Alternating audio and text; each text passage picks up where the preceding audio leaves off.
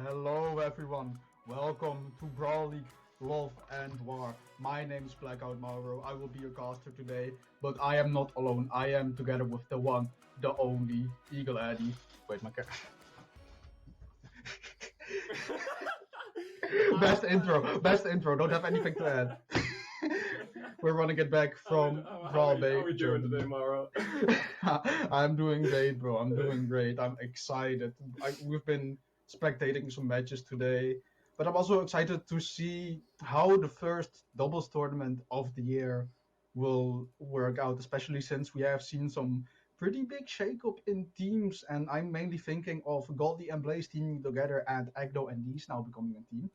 Unfortunately, Godly and Blaze did not make it today. They DQ'd out of the tournament. So, but we can't really say anything about their skill for year 9 of the entire competitive season. But Agno and Nice, I think, yes, they are a winner side of top 8, so we'll be seeing them soon. But before we go to them, we'll be seeing Bokonko and Rain, Jesser and Delta go against each other. Adding before we start with the set, real quickly, what are your predictions?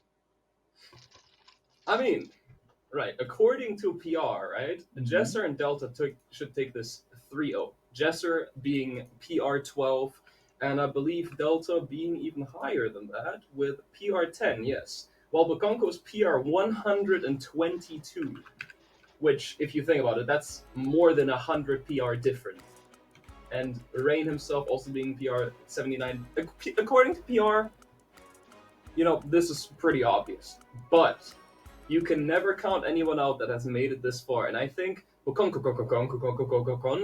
has this has a very high likability of winning this, while Rain also a very established player that has been doing very well in both game modes recently, also has a legit shot at taking down Jesser and Delta. While I say all this, my prediction for this is still going to be 3-1 to Jesser Delta. Ooh, okay, that's interesting. I wanted to say the same thing. I think Jesser and Delta are just a force to be reckoned with. But like you said, if Rain and Bogongo made it this far, maybe they have a good momentum still going. It's still so you have how to say this. It is quite something to make it this far. So I feel like this is kind of a David versus Goliath story, where Delta and Jesser are more well known, more, I guess, generally considered to be more skilled, and Rain and Bokonko might be a few unknown names to people that are watching this stream right now. Yes, sir. I also have written down before we started this stream my predictions for the entirety of this tournament, and I will not remove them.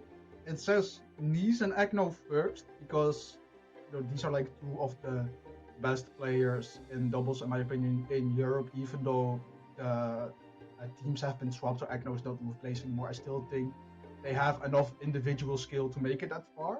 You can see it.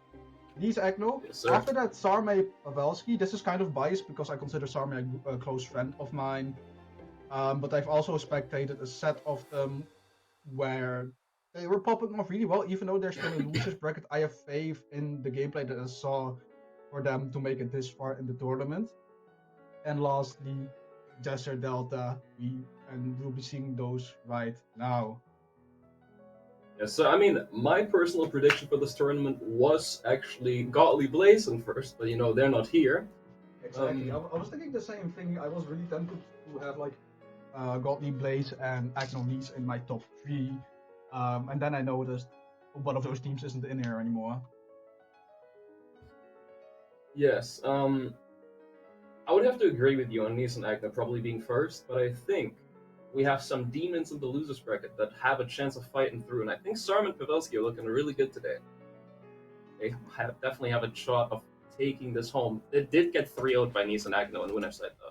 But going into this game, we have Bokonko on the Ulgrim, which I'm more used to seeing him on Taros personally, but maybe he didn't want to mirror into Delta. We are on Demon Island, and it's looking pretty even here so far, as Bokonko on the Axe, Rain on the Spear, kind of zoning each other out, trying to go for some team combos. Big follow-ups here. And now on the offstage in the disadvantage state, Delta not looking too good here as he takes Rain offstage. Can Race finish here? No, he does not. What are we looking at right now, Maro? Oh, we're looking at just three of the heaviest characters in the entire game on the screen, two Orgrims and a Devils. So Rain on the Egg, on the Shank, feels kind of out of place when you're seeing triple Axe, a hammer, two lances. And I know some people that don't like facing this, but Delta and Jesser coming out strong from the beginning, but it's quite even, especially when you consider the amount of PR difference that we just talked about. Oh yeah. Like you would expect, Jesser and Delta to have a bit of a bigger lead at this point in the game, but it's just that even. Every 1 and 2 stocks in a little bit over our first minute in. Team combo interrupted by beautiful sidelight of Delta. Yes, sir. And right now it's not looking too hot for the blue team. It's almost got caught up in a team combo there with both of them getting hit. Now, Jesser kind of bouncing it back here. I had to think real quick who he is because I saw KCD. Um, yeah, not looking too hot right now, but they are bringing it back quite well as Rain is getting up there in the damage as well. And I feel like the blue team is more of a strategy of focusing out one guy while kind of getting damage on the other one on the side, trying to focus that one person out and then bring it to a 2v1 later. Oh, Well, the beautiful red team there by seemingly has more of a Jess. Oh, by spread. Delta, I should say. That was insane. Delta was at a disadvantage there, but Rain overextended a little bit, and Delta saw that one opening, opportunity, and went for it. He got a beautiful reversal. Now Delta, the only one left in their second stock in this game. Something that I really like about Bokonko's and Rain's gameplay right here. It's something that I actually kind of struggle with myself a little bit, is that they get some of the smallest team combos. It's like one hit from Rain and then one hit from Bokonko, and then you just reset and try to go for another one. But they're getting so many of those smaller handoffs, those smaller conversions, that it's gonna add up so quickly. You should just get Ooh! interact stuff like that. It's not even that long of a team combo. That lasted like 3 seconds, but that gets so much value, and I've been doing that entire game. Big neutral stick from Rain there, and I love the placement, the spacing on that ground one he did on that follow up, and now the downlight sider knocking Delta off, and the GC sidelight does a beautiful spacing from Rain there. I gotta say, Bakonko goes more for the setup, the combo starters, and then Rain just perfectly spaces it, does the follow up, and you gotta acknowledge it is so hard to always be in the right position to get the follow ups. Mm-hmm. Like I'd be playing 2v2 and my teammate be hitting a combo start, and I'm like on the other side of the map somewhere playing a 1v1 for some reason, and I'm just like, damn it.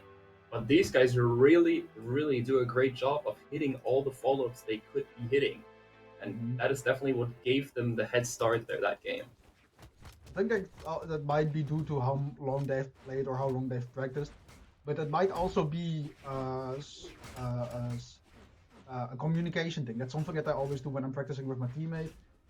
We try to call out whenever we're going for something or trying to go for a setup, and see how we can extend our combos to each other. Because we haven't been teaming for a while, so we haven't really built up the experience together. Ooh. These guys have. These guys seem to be experienced with playing with each other, and actually setting up for their teammates.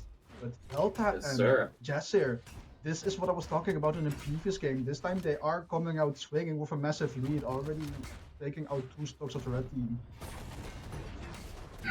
And so, and you gotta acknowledge the work that Delta and Jessa were doing there, like separating their roles. Delta went for the big hit, he went for that side stick, knocked both of them to the other side, and then he just kind of chilled there. He was like, I'm in the red, let Jesser go off stage and finish them off individually. Really just having knowledge about the game. Right now they're looking very good again as Jesser gets the beautiful follow-up there off the downlight Sair with the sidelight Nair.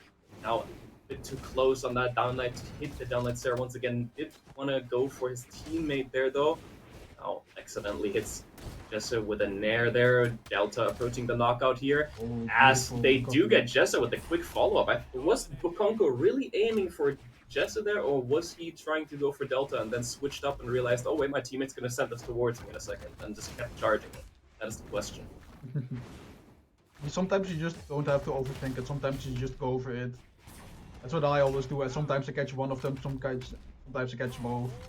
Like just send it, hope that someone walks in or that your teammate sets you up for it. Yes, sir. And right now it's not looking too good for the blue team again. We might be going to a 2-0. My prediction might be screwed if Delta and Jesser don't step it up right here, right now. With Delta being in the knockout percentage, Jesser also basically in it. One good hit from Rain with that Wu Shang sidestick that hits very strong. might do it, but Onko confirms the knockout. Now going That off is. stage with Jesser. This might be the play for Jesser, as he needs that off stage right now to get some quick hits, but that was it. Downlight Cider once again to knock them into round 3. I've said this Now, before in a different stream, I don't remember where, but this goes to show numbers don't mean everything. And yes, sir. Sparky would be crying because all his data, the PR, it's gone. No use. It doesn't mean anything no more because the favorite team here is losing right now.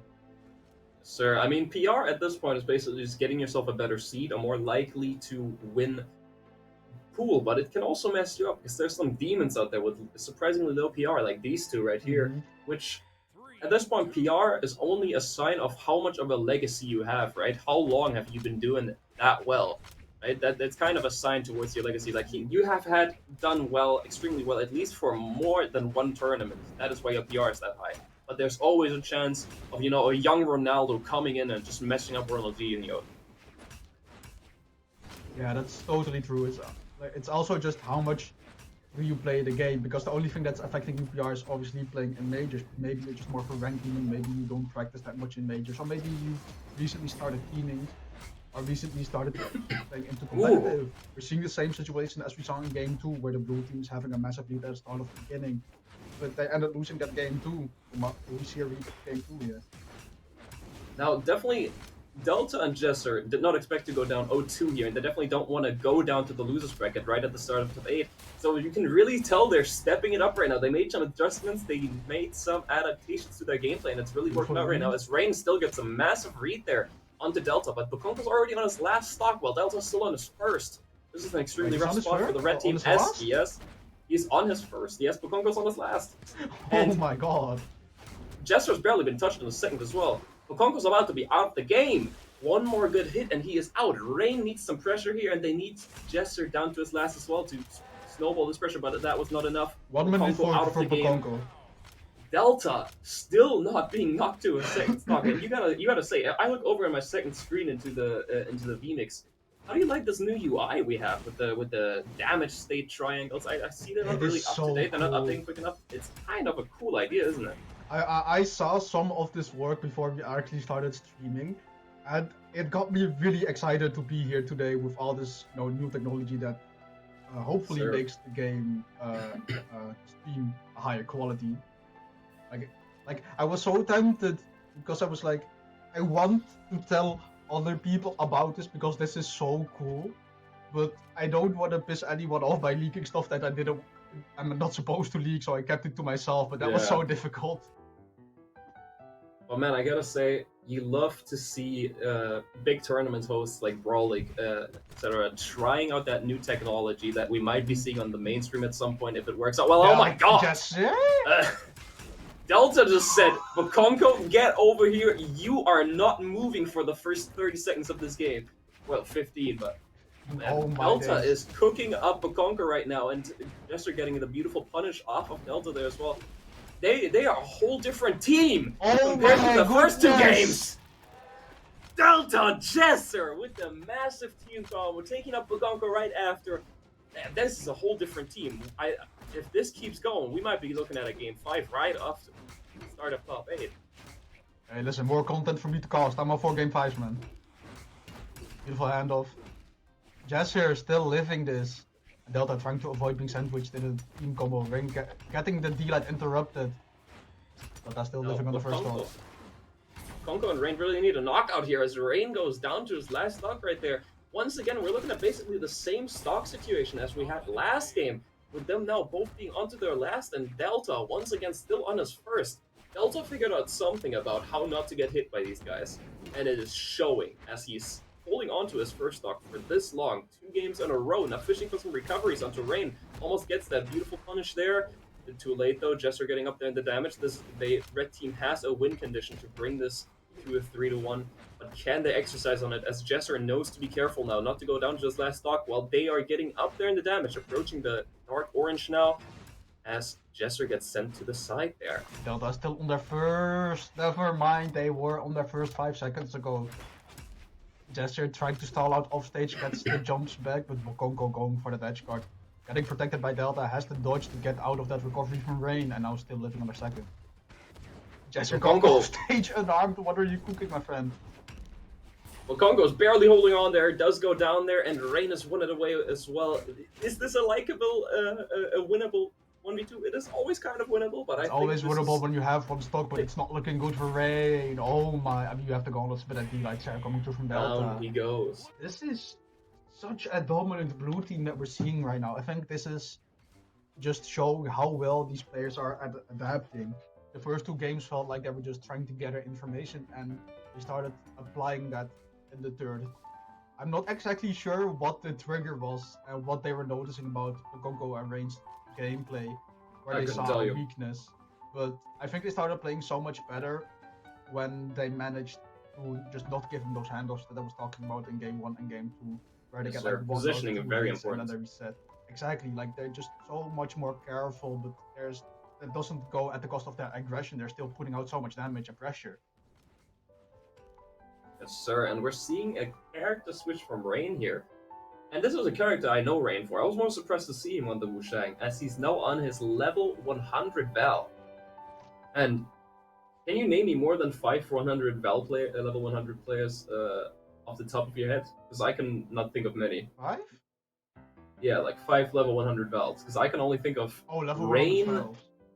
Yeah, Rain, Mystic, potentially. Does Mekki have a level 100 Val, or sorry, does he even have a level 100? I think Sarme has a level 100 Val. Eddie Mystic for sure. Eddie too.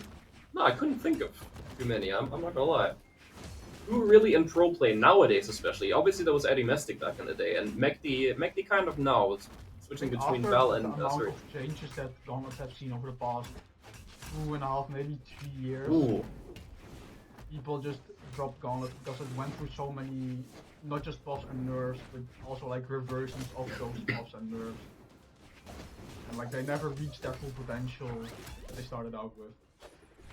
Yes, sir, but let's go back to the game here real quick, as they are cooking up quite well. I think the red team made some massive adjustments here, as they are more in the game than they were previously, not letting blue team get off to a big start as they had the past 2 games. And you talked about adaptation. I think this really is what sets the top players apart. I believe it was FaZe on that one said it.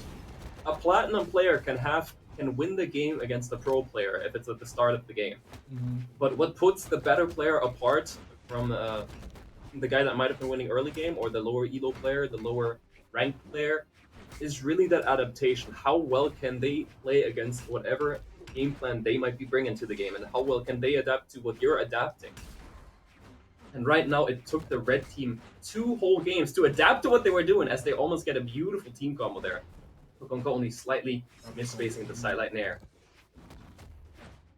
I think something that I started to notice about blue team's gameplay over the course of the set is that they're trying to play more protective of each other. As you saw there, Jester and Delta were trying to cover each other off stage, trying to give their teammate room back to the stage.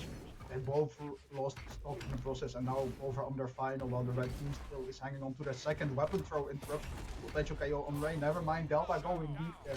Ground pound into gravity cancel stomps there. Beautiful play. Yes, sir, and we're looking at an extremely even game here. Both teams have immense pressure on them right now. Pukonko gets a big punish there, sending just into the orange. This is game 5, Mauro. Whoever loses this will be in the losers bracket as well, though. They won't be out of the tournament, but this is extremely even. This is extremely even right now, as Pukonko's the first one to approach knockout zone here. Now, Jester following right along. They are very close to being knocked out, and Pukonko's playing very aggressive still, considering how close to knockout he is. But so is Jester. Cider almost does it. Pukonko getting sent right after. Rain and Delta really looking for the knockout here to not go into a 1v1 situation. No one in 2v2 wants to ever go to a 1v1 situation. Here goes Rain. Came out from the X Delta. Ooh. Delta Simon was so clean. He was so consistent on just finding those openings for a Stomp, because I feel like that's, ever since the nerfs on Heavy, that's what people struggle with the most. Though, because Stomp is obviously the best setup move on Hammer. You have so many true combos that you can get from it. Yes, sir. But Delta just make it seem so easy to just approach, find that window of opportunity to find that Stomp, and then just not get punished for hitting a true combo. That window of opportunity was very small, as you could really tell. Rain got that punish, but Delta was right there to punish him for punishing, as that was only a sledge of a matter separating these two teams here, really. And an amazing showing by Rain and Bukonko. I really am excited to see what they cook up in losers bracket, which their opponents are not decided yet, as losers side of top 8 has not been fully advanced yet. Some people still playing to get into top 8. But I loved what I was seeing there from Jesser and Delta and from Bukonko and Rain. Delta looking incredibly strong though, as he did almost 700 damage there game 5. He has that clutch gene motto. 5 KO, 6 AD. I'm honestly excited to see Delta again later in this tournament, simply because I don't see a lot of Hammer gameplay in recent years like Delta does it. But let's move on to the next set, the one that I know we're both excited for. We get to see the first bit of Nees and Agno action this year, Eddie. How are you feeling? Oh man, still to this day, I'm still sad that Agno Blaze broke up as a team, obviously, right? Mm-hmm. But at the same time, Agno Nees sounds like such a fun team. Agno, a professional at making comebacks, at extending his stocks, staying alive. That's what he really trained over the years while playing Blaze, keeping onto those stocks, to stay alive, to make big plays when he can. And if we're talking about big plays, him being able to do big plays like that, making massive comebacks, we have Nees on the other side of that team. Massive string player, massive momentum player, high string potential, high, excitement favor or factor. Mm-hmm. And that's just an exciting team. It sounds like an exciting team. Exactly. It sounds like an explosive team, a very aggressive team. On the other end, we have Coco and Munir. I think we both know these names, but some players might not know them because it feels like they're still coming up. It's very recent that these players have been breaking out. I feel like over the last year, maybe year and a half, Coco and Munir have actually been making a massive name for themselves. No PR3 and U20 gold medals. Well, Munir definitely has been on the rise recently, but Coco, I think we all know who Coco is, because Coco Spyrox is also a long, household name that we have all heard of. Them being that high potential team combo. I'm gonna 0 to death you if you do one wrong step. Mm-hmm. Team composition. But then Coco Spyrox split, and I haven't seen much of Spyrox since, but Coco definitely showing that he's capable of performing at every level possible in both game modes, as he has been playing very well in 1v1s as well. And now he's with Munir, who has been on the rise massively, which I believe Munir previously, correct me if I'm wrong, was teaming with Simple? Oh, I am not sure actually, because it feels like Munir is the type of player they just team with whoever they want for the moment, But they have so much skill, it doesn't matter who they're teaming with, they will still do well. And I feel like you can say the same for Nees and Agno, because even though all of these 4 players normally had different teammates beforehand, you don't lose out on the skill and the techniques that you have built up during that period of teaming with them. You just lose out on the synergy. You lose out on, knowing what your teammate is going to do without even having to look at them, because you've played so much against each other. But your mechanics are still there. Your game sense is still there. You just have to get adjusted to the gameplay and the game style of your new created team. Sir, and then going into this, we are on Demon Island again. What's your opinion on Demon Island as a 2v2 map? Because I'm seeing it a lot here. I think it's a solid map. I know I'm personally a platform enjoyer because I like extending combos. So on Orb, for example, I would do D-Light into Nair, then I can go on the platform and try to go for ground moves again. But I don't mind Demon Island. It's just a consistent map. Oh my goodness, Munir and Coco, and Agno is down too. Massive play by Munir and Coco there, and yeah, I gotta say, my original opinion on Demon Island was it's kind of rough. It's kind of rough for a 2v2 map. There's not much space to go though. But then they added Suzaku Castle, and I was like, maybe Demon Island's not that bad. I think the beauty of Demon Island in tools is that there is so little room. There's always something going on, so it definitely favors like more aggressive teams compared to teams that like to play doubles neutral a bit more, that like to stall out. What I am excited for though is Agno on the Telska specifically because, again, like Hammer, I don't see a lot of Boots players nowadays. That's the same reason why I like seeing Delta, because I don't see Hammer that much. But also Boots is a really new weapon, it's the newest weapon in the game. So I kind of want to see how are people adjusting to it, how are they innovating on it. Because obviously it had the least time to innovate up until this point. Ooh. Talking about Boots, innovating, adapting against the Agnos.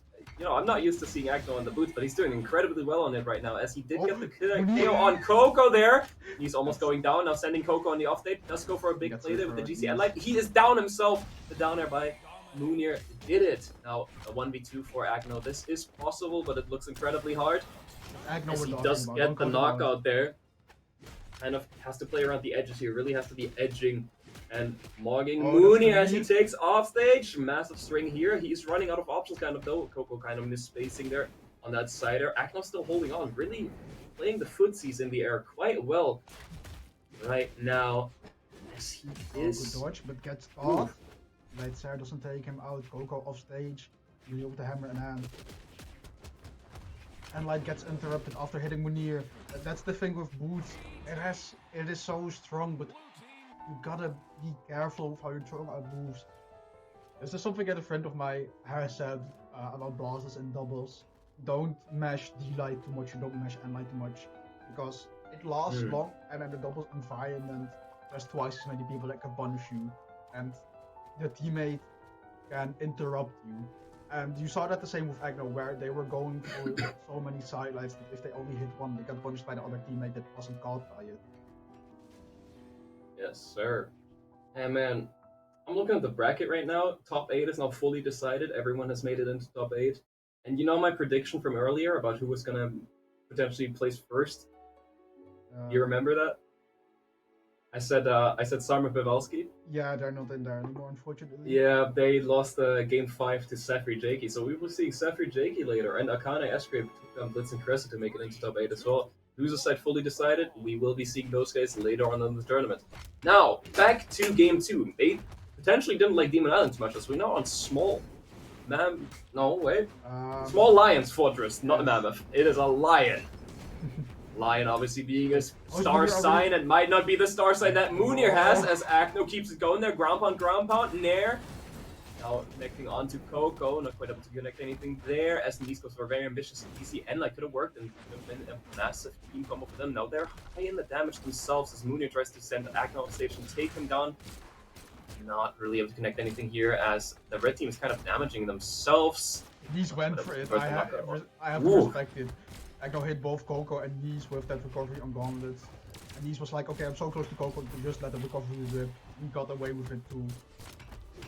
Are you seeing these options Nice is going for though? Into gravity cans for Moonir. I like what I'm seeing from Nice right now. He's playing very risky. Those GCs at the top, just trying to take it off the top, make those big plays. Very risky, but early game you can allow that for yourself. As you are in the lead, you are capable of taking a bit of damage. Beautiful. As Agno takes Moonir off the top and almost does it to Coco right after. Sadly ran out of options there a bit. Oh, they're just going so deep. This is why I like these players, what we're talking about earlier. So explosive, so aggressive, just going deep. They don't care about the risks, they only care about the reward. Yes, sir. I mean, they're in a position to not care about the risks because they are getting massive rewards. Now the blue team kind of evening up the game just a little bit as Coco is hitting big onto Nice there. No, Nice not in the knockout zone. Don't convert anything there as Coco goes for the combo starter on that end light, but Moonir was already in stun frames, recovery frames from this move. Now Agno trying to extend the stock. This is what I was talking about. Agno is incredibly good at just moving, stalling for time, extending the stock, getting his teammate to come back. Not looking good for Agno right now. Getting juggled by Nair on Moonir's hammer. Blue team actually in the lead, even though the red team has such a strong start with the amount of off stage and in the top zone action that they had going on earlier. Man, I'm looking at both of these guys damaged right now, and one sider doesn't. Nice taking down both Agno and Moonir. They're now evening out the stocks, but he's incredibly damaged here right now. I did not Can he expect do this this? to go to a 1v1, I'm gonna be honest. I thought Leaf would have already lost the stock at Oof. this point. I respect it, gotta respect it. I think Nice had a vision there. I just think he needs to get his eyes checked. Ooh, and that almost sends him to what do you call it? Is it the knockout zone where the little bubble comes where you can't be visible anymore? There was a term for it. I forgot it though. Off screen. Let's just call it off screen. Yeah, I'm just used to calling it the bubble. The bubble. Yeah, the bubble. Yes, but Nice. Let's talk about this 1v1 real quick. Nice almost getting. He just gets sent into the bubble there, but he is getting very high into the damage there with Coco as the end light might do it. It does do it. Almost. Can we just talk about how Nice went into that 1v1 basically at KO numbers of health and they still got it back that close? Because like Nice went into that not only with a 2-1 stock deficit but also being as red as their team colors are. And they still almost won that. Oh yeah. There is potential, but Nice and Agno need to find something because they're gonna get dust around. They're 2-0 down in the set. Man, it's already 2 games done? That is crazy. These games have been moving very fast, and both these teams are playing very aggressive. Oh, team combo coming out, a beautiful interrupt by Agno, still catching these in the crossfire though, but it's preventing so much damage from the blue team. It's going to be that Zare. He's Coco off stage. Beautiful combo! Ooh! Side check extension. Oh, this is what I wanted to see from Agno, just the boots extensions. The boots extensions. I saw you playing some boots earlier, and the boots is actually one of those string weapons that has amazing setup potential for team combos and extending team combos that they can send them in many ways with me sending them off stage there. Agno, beautiful spacing. Agno found that perfect frame in an X recovery and did that gravity cancel D-light into ground pound unarmed, taking out the first stock of Coco in this match. That was beautiful. I wouldn't dare go for that because I'm just so scared of X recovery hitting me and then me using my stock instead. But Agno just doesn't care. He is so good, he knew where that opening was. He did know that indeed, and they're barely ahead right now, but this is actually a bigger lead than you would think as they do need to connect those knockout hits as he did get one on Nice, but Agno holding on to his third still right here. Now, you gotta think about it. Getting the damage up, out of your personal experience playing against pro players as well, is usually not that hard to get that damage buildup, but they know exactly how to space around those potential knockout hits as he does get hit by the ground pound there. Ooh! Big stuff! Out and the blue team got that KO on Agno, saw the 2v1 opportunity, and before they could even get the back to interrupt it, Nice was already out there. Beautiful interrupt, saving the blue team from a KO from Nice's Blaster's ground pound. I really like the idea of Agno going for an Ansic there, sending them down by doing it with gravity cancel, as opposed to the normal version where you slam them down on the ground. Nice barely missing that follow-up, does do it again. He's not really able to connect those blaster follow-ups right now, but Agno said, I'ma do it for you. Let me do it for you. Try beat where he knocked them both out right there. Nice now in the orange on his last time. Definitely the win condition for the blue team here, as Nice needs to play very, very carefully right now with Agno trying to aggress and get that second stock out the way to get some damage up on the blue team. Now Nice in a very tough spot here. Both players going to try to get him out of there. Playing very careful, stalling a bit on the offstage. Holding on, but Mooney on the offstage with him now. And he keep holding. Hold the door, Moro. Hold the door. Yeah, Agno's gonna find out. Nice is out there. Agno needs to clutch this 2v1 or they will be going down to losers. If Agno does not clutch this 1v2, they are going down to losers, but wow! The blue team has some team combos. Let's talk about Coco Spyrex having those team combo setups. Coco Mooney, on the other hand, they got some crazy stuff cooking for you as well, as they are now getting up there in damage as well. Agno has a chance of taking this, but it's very unlikely as he goes for the double downlight. Cooking combos with their recipe, just giving their own spin on it. What was that? Double D-light there, man. That was so not needed. He was already down. No, I mean, is that optimal? If the downlight serum, I mean, I think at that point it was gonna knock out. But like technically it works because it's still true, but like, come on, you didn't need to do him like that. I'm pretty sure he was already there anyways. This is I mean, I love what I saw. That's extra sauce, you know, cooking it up, adding some sauce and that juice in them. And I gotta say, I mean, I've coming into this, we both predicted Nice and Agner to be top two at least, or take the win home easily in this tournament. But Coco Munir came in and just said, "Nah, I'd win, bro. Nah, I'd win." Let me cross out Sarmay Pavel from my prediction board. That's not anymore. They're still in. They're still in. They're still in losers No, side. no, Sarmay Pavel aren't, right? Oh, Sarmay Pavel. Yeah, yeah. I don't know I second. heard Look that. at the first, I think. Well, like, look at this. So, yeah, no, Agno is only a 5 defense, so like he's already on the edge. Oh, so I get I it. like it.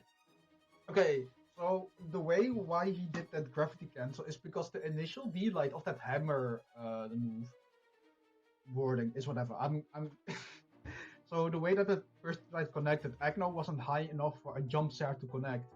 So what they were doing, in order to get Agno to that correct height in order to go for that follow-up, they did another gravity cancel D-light, and that did put Agno high enough.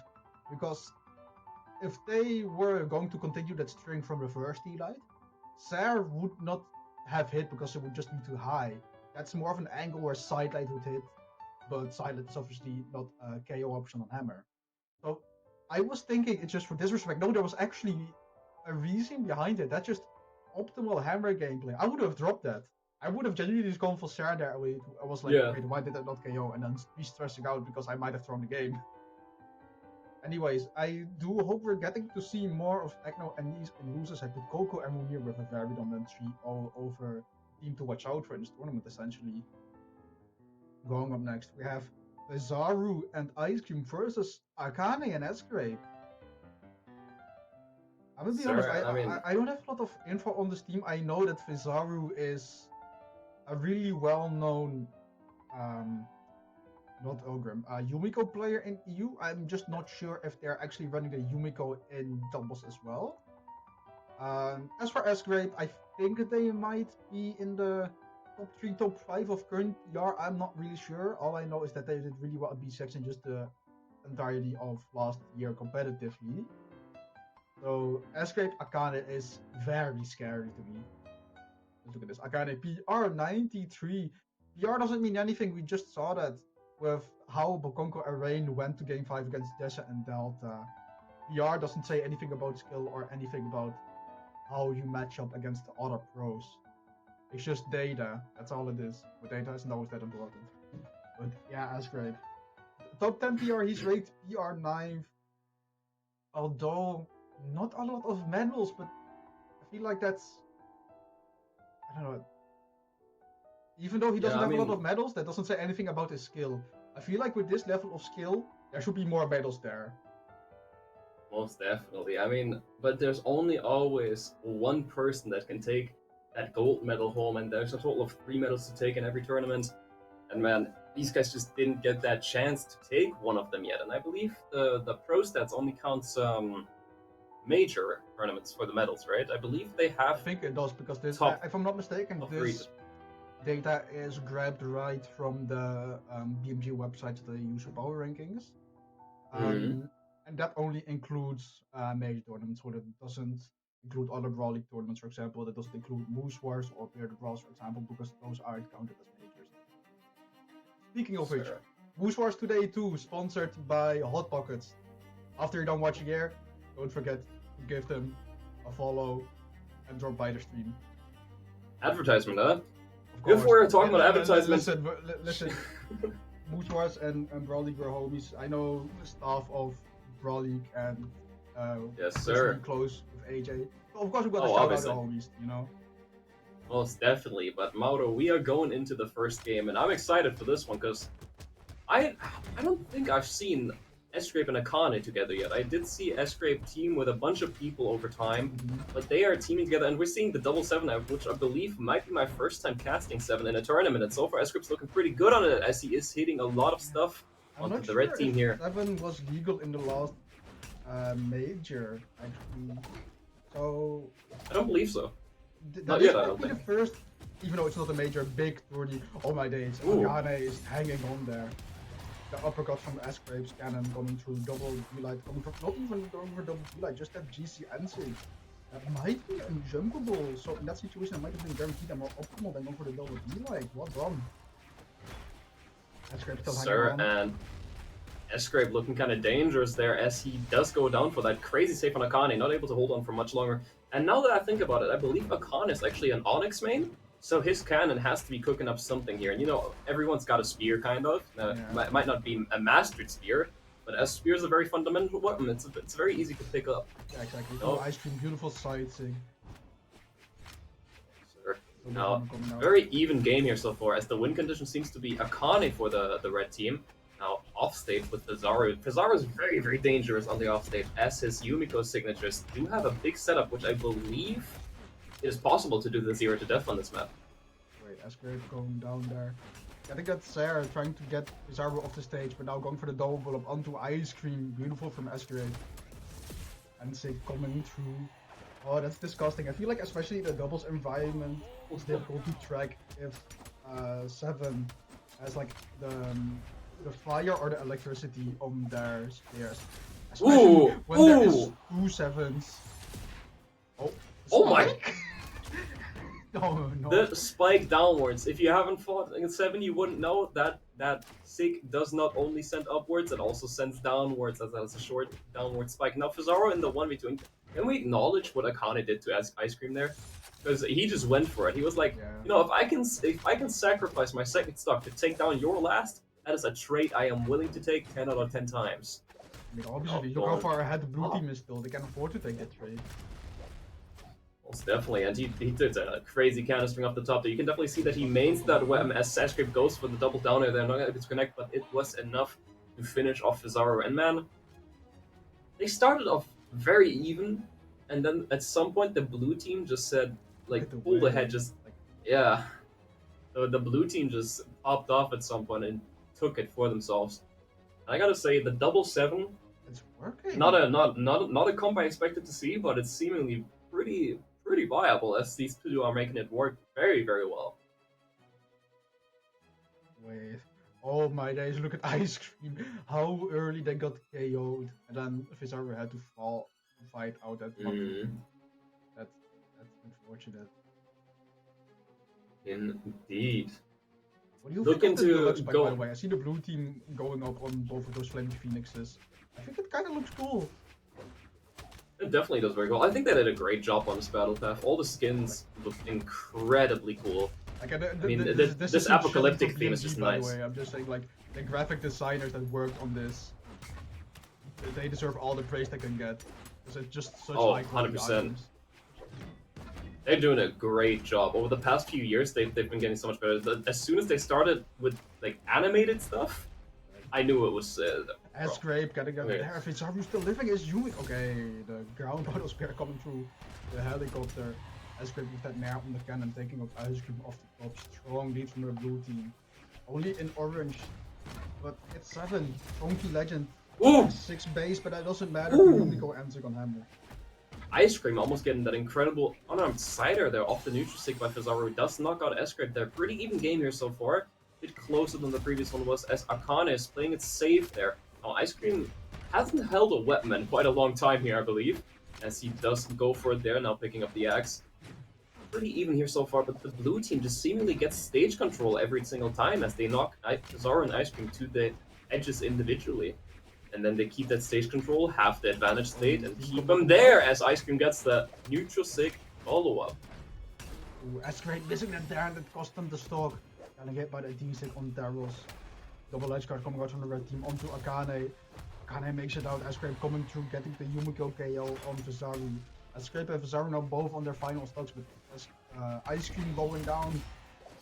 Akane is still looking really healthy, getting edge guarded by the Yumiko hammer. Ooh. Now, when I think of Fizaru, I think of the winter. And what is the winter? Ice cold! Akane might be Akane! Taking the 0 to death with Ice Cream there, just absolutely going crazy on the offstage with that cannon. That was incredible, just using the wall bounces towards himself, going crazy on that play. Great stuff. Once again, a 1v2 for Fizaru. Man, Akane is cooking this set. Akane is absolutely cooking. Is cracked in the best way possible.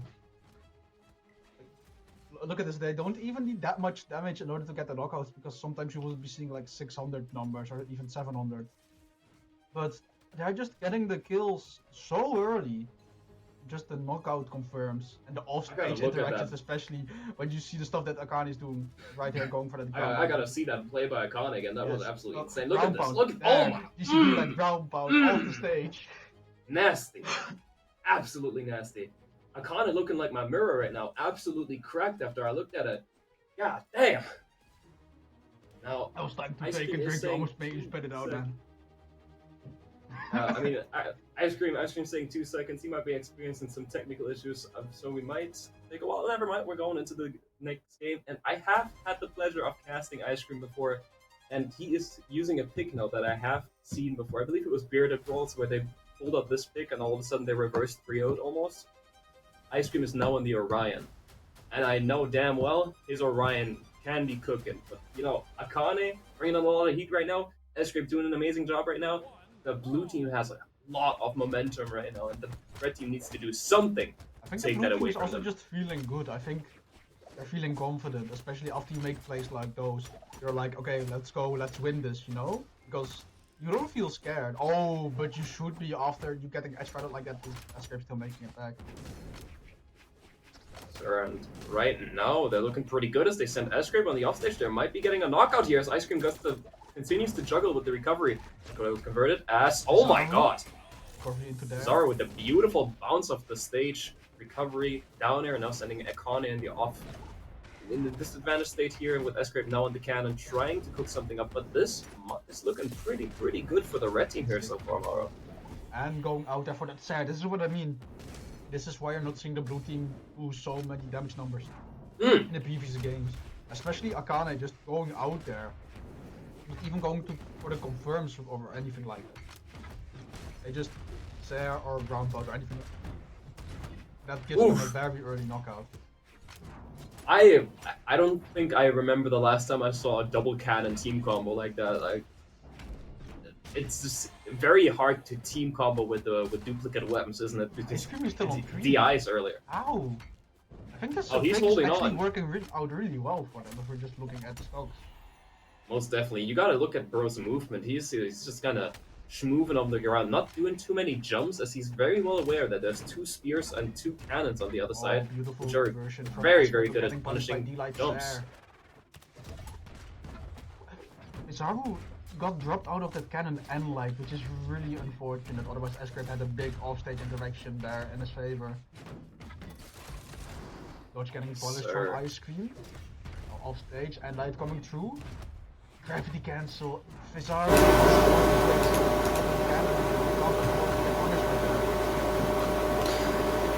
Indeed, Fizaru now 1 hit away from that.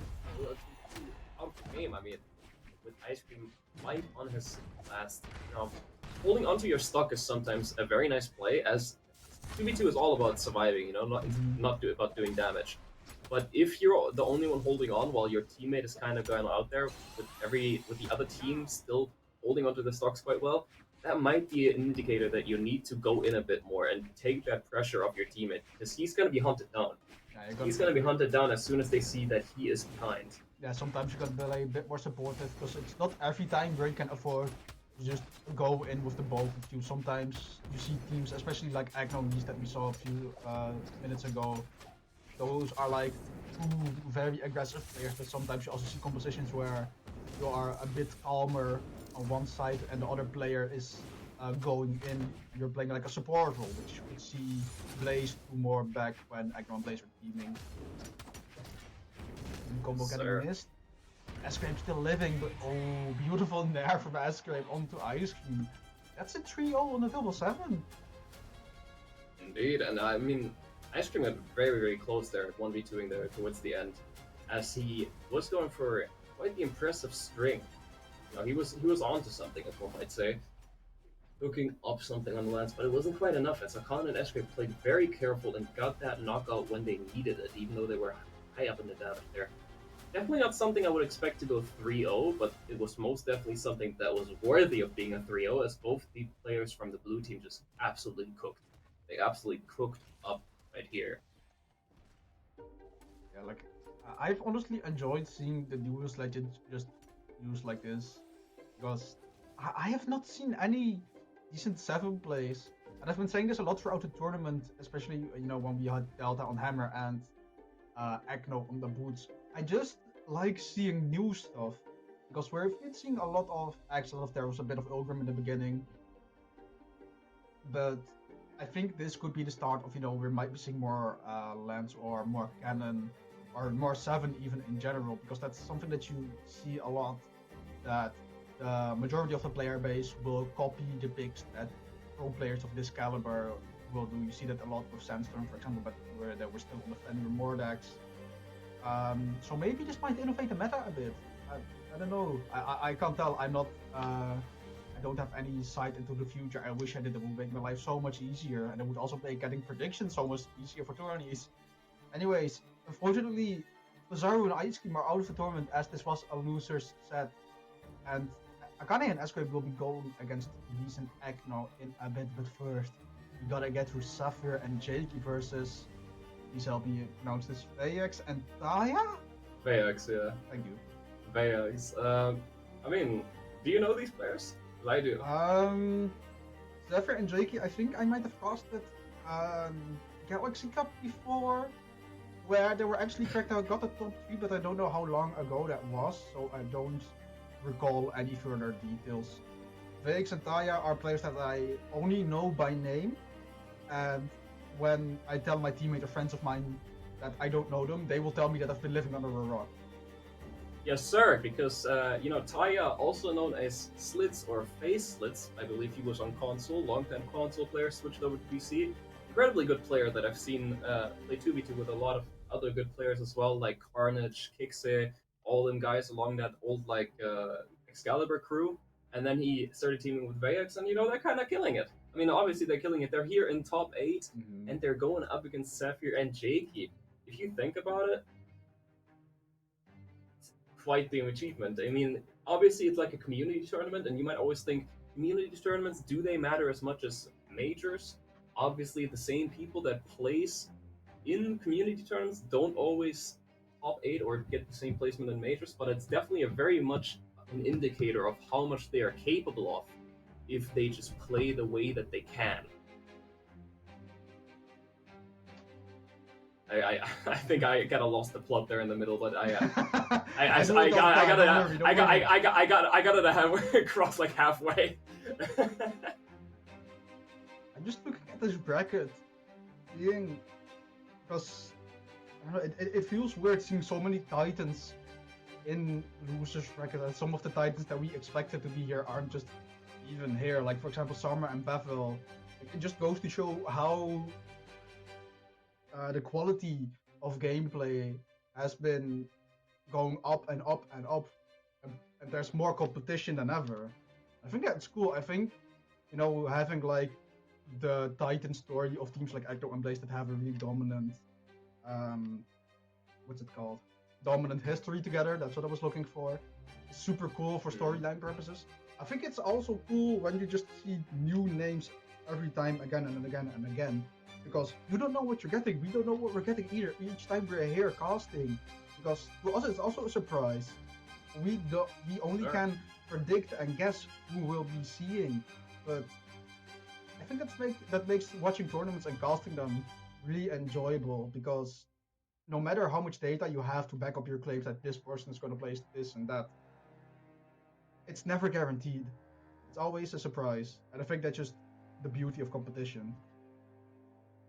Yeah, most definitely. I mean, you never know what you're gonna get. It's like what's the saying again? Life is like a box of chocolates. So are tournaments, and you might get bitter chocolate. You might get white chocolate, which I had a discussion the other day. Someone was telling me that white chocolate isn't chocolate, and yeah. So white chocolate. It's not really like an official saying, but white chocolate. People are saying that if you like white chocolate the most out of all types of chocolate, you like sugar more than you do chocolate, because white chocolate consists more of sugar than it does actual cacao. I guess I like chocolate more, sugar more. But Sapphire or Slits is Slits. Do we call him Slits or Taya? We gotta get this out the way. I guess Taya. Taya is now here. We got that technical issue out the way, and we are now ready to start this game. going into this, we talked about chocolate, we talked about competition, we talked about everything possible, but going into this, one thing we haven't mentioned before this tournament started, we talked about movement and us being old men. Actually, that was because. Speak for yourself, bro. I'm still in my early 20s. So am I, but I feel old. You're and older I'm not than me, capable though. of. Yes, sir. But I feel like I'm not capable of executing fast movement too well. Like physical limitations. But if we're talking about movement, Sapphire is always a guy that's mentioned. And you gotta look at the way this man plays, because I feel like his movement button doesn't get to breathe when he plays. Just look at how smoothly this man is just moving back and forth, how smoothly he's dash jumping. I wish I was capable of doing this, but I'm just old man Jenkins. Old man Jenkins. How many times do we have to teach you this lesson, old man? Yes, sir. But like, But movement in Brawl is something a lesson. really small. Even the smallest input can put you in a pixel perfect position to dodge something or to actually hit something. So it's not about the amount of dashes, it's more about the micro spacing, and especially in doubles where you just have less room for yourself to breathe, that becomes exponentially more important. Yes, sir. And talking about teaching a lesson, Jakey's looking pretty good here right now as he's still cooking up, but Sapphire is getting damaged quite well. Getting up there in the damage as well on the second stock, while Vax is still holding on to his first, so it's now going on to his second. Definitely a rough situation for Sapphire, as he could have to utilize his crisp movement here to stay alive and extend the stocks a bit more, as he's definitely the win condition for the blue team here, with Jakey struggling to find the knockout on Vax right there. Vax is still first. Okay. Blue team can extend this lead so much as long as Vax just tries to stay alive. Beautiful D-Light interrupt, gets interrupted by Jakey's recovery, taking the first stock off Vax. Look at Sapphire's health. Nair into Nair. Light Sarah doesn't take out Slitch just yet.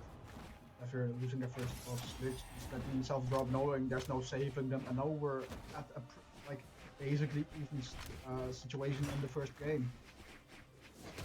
Yes, sir. I mean, we are exactly even right now if I'm looking at it.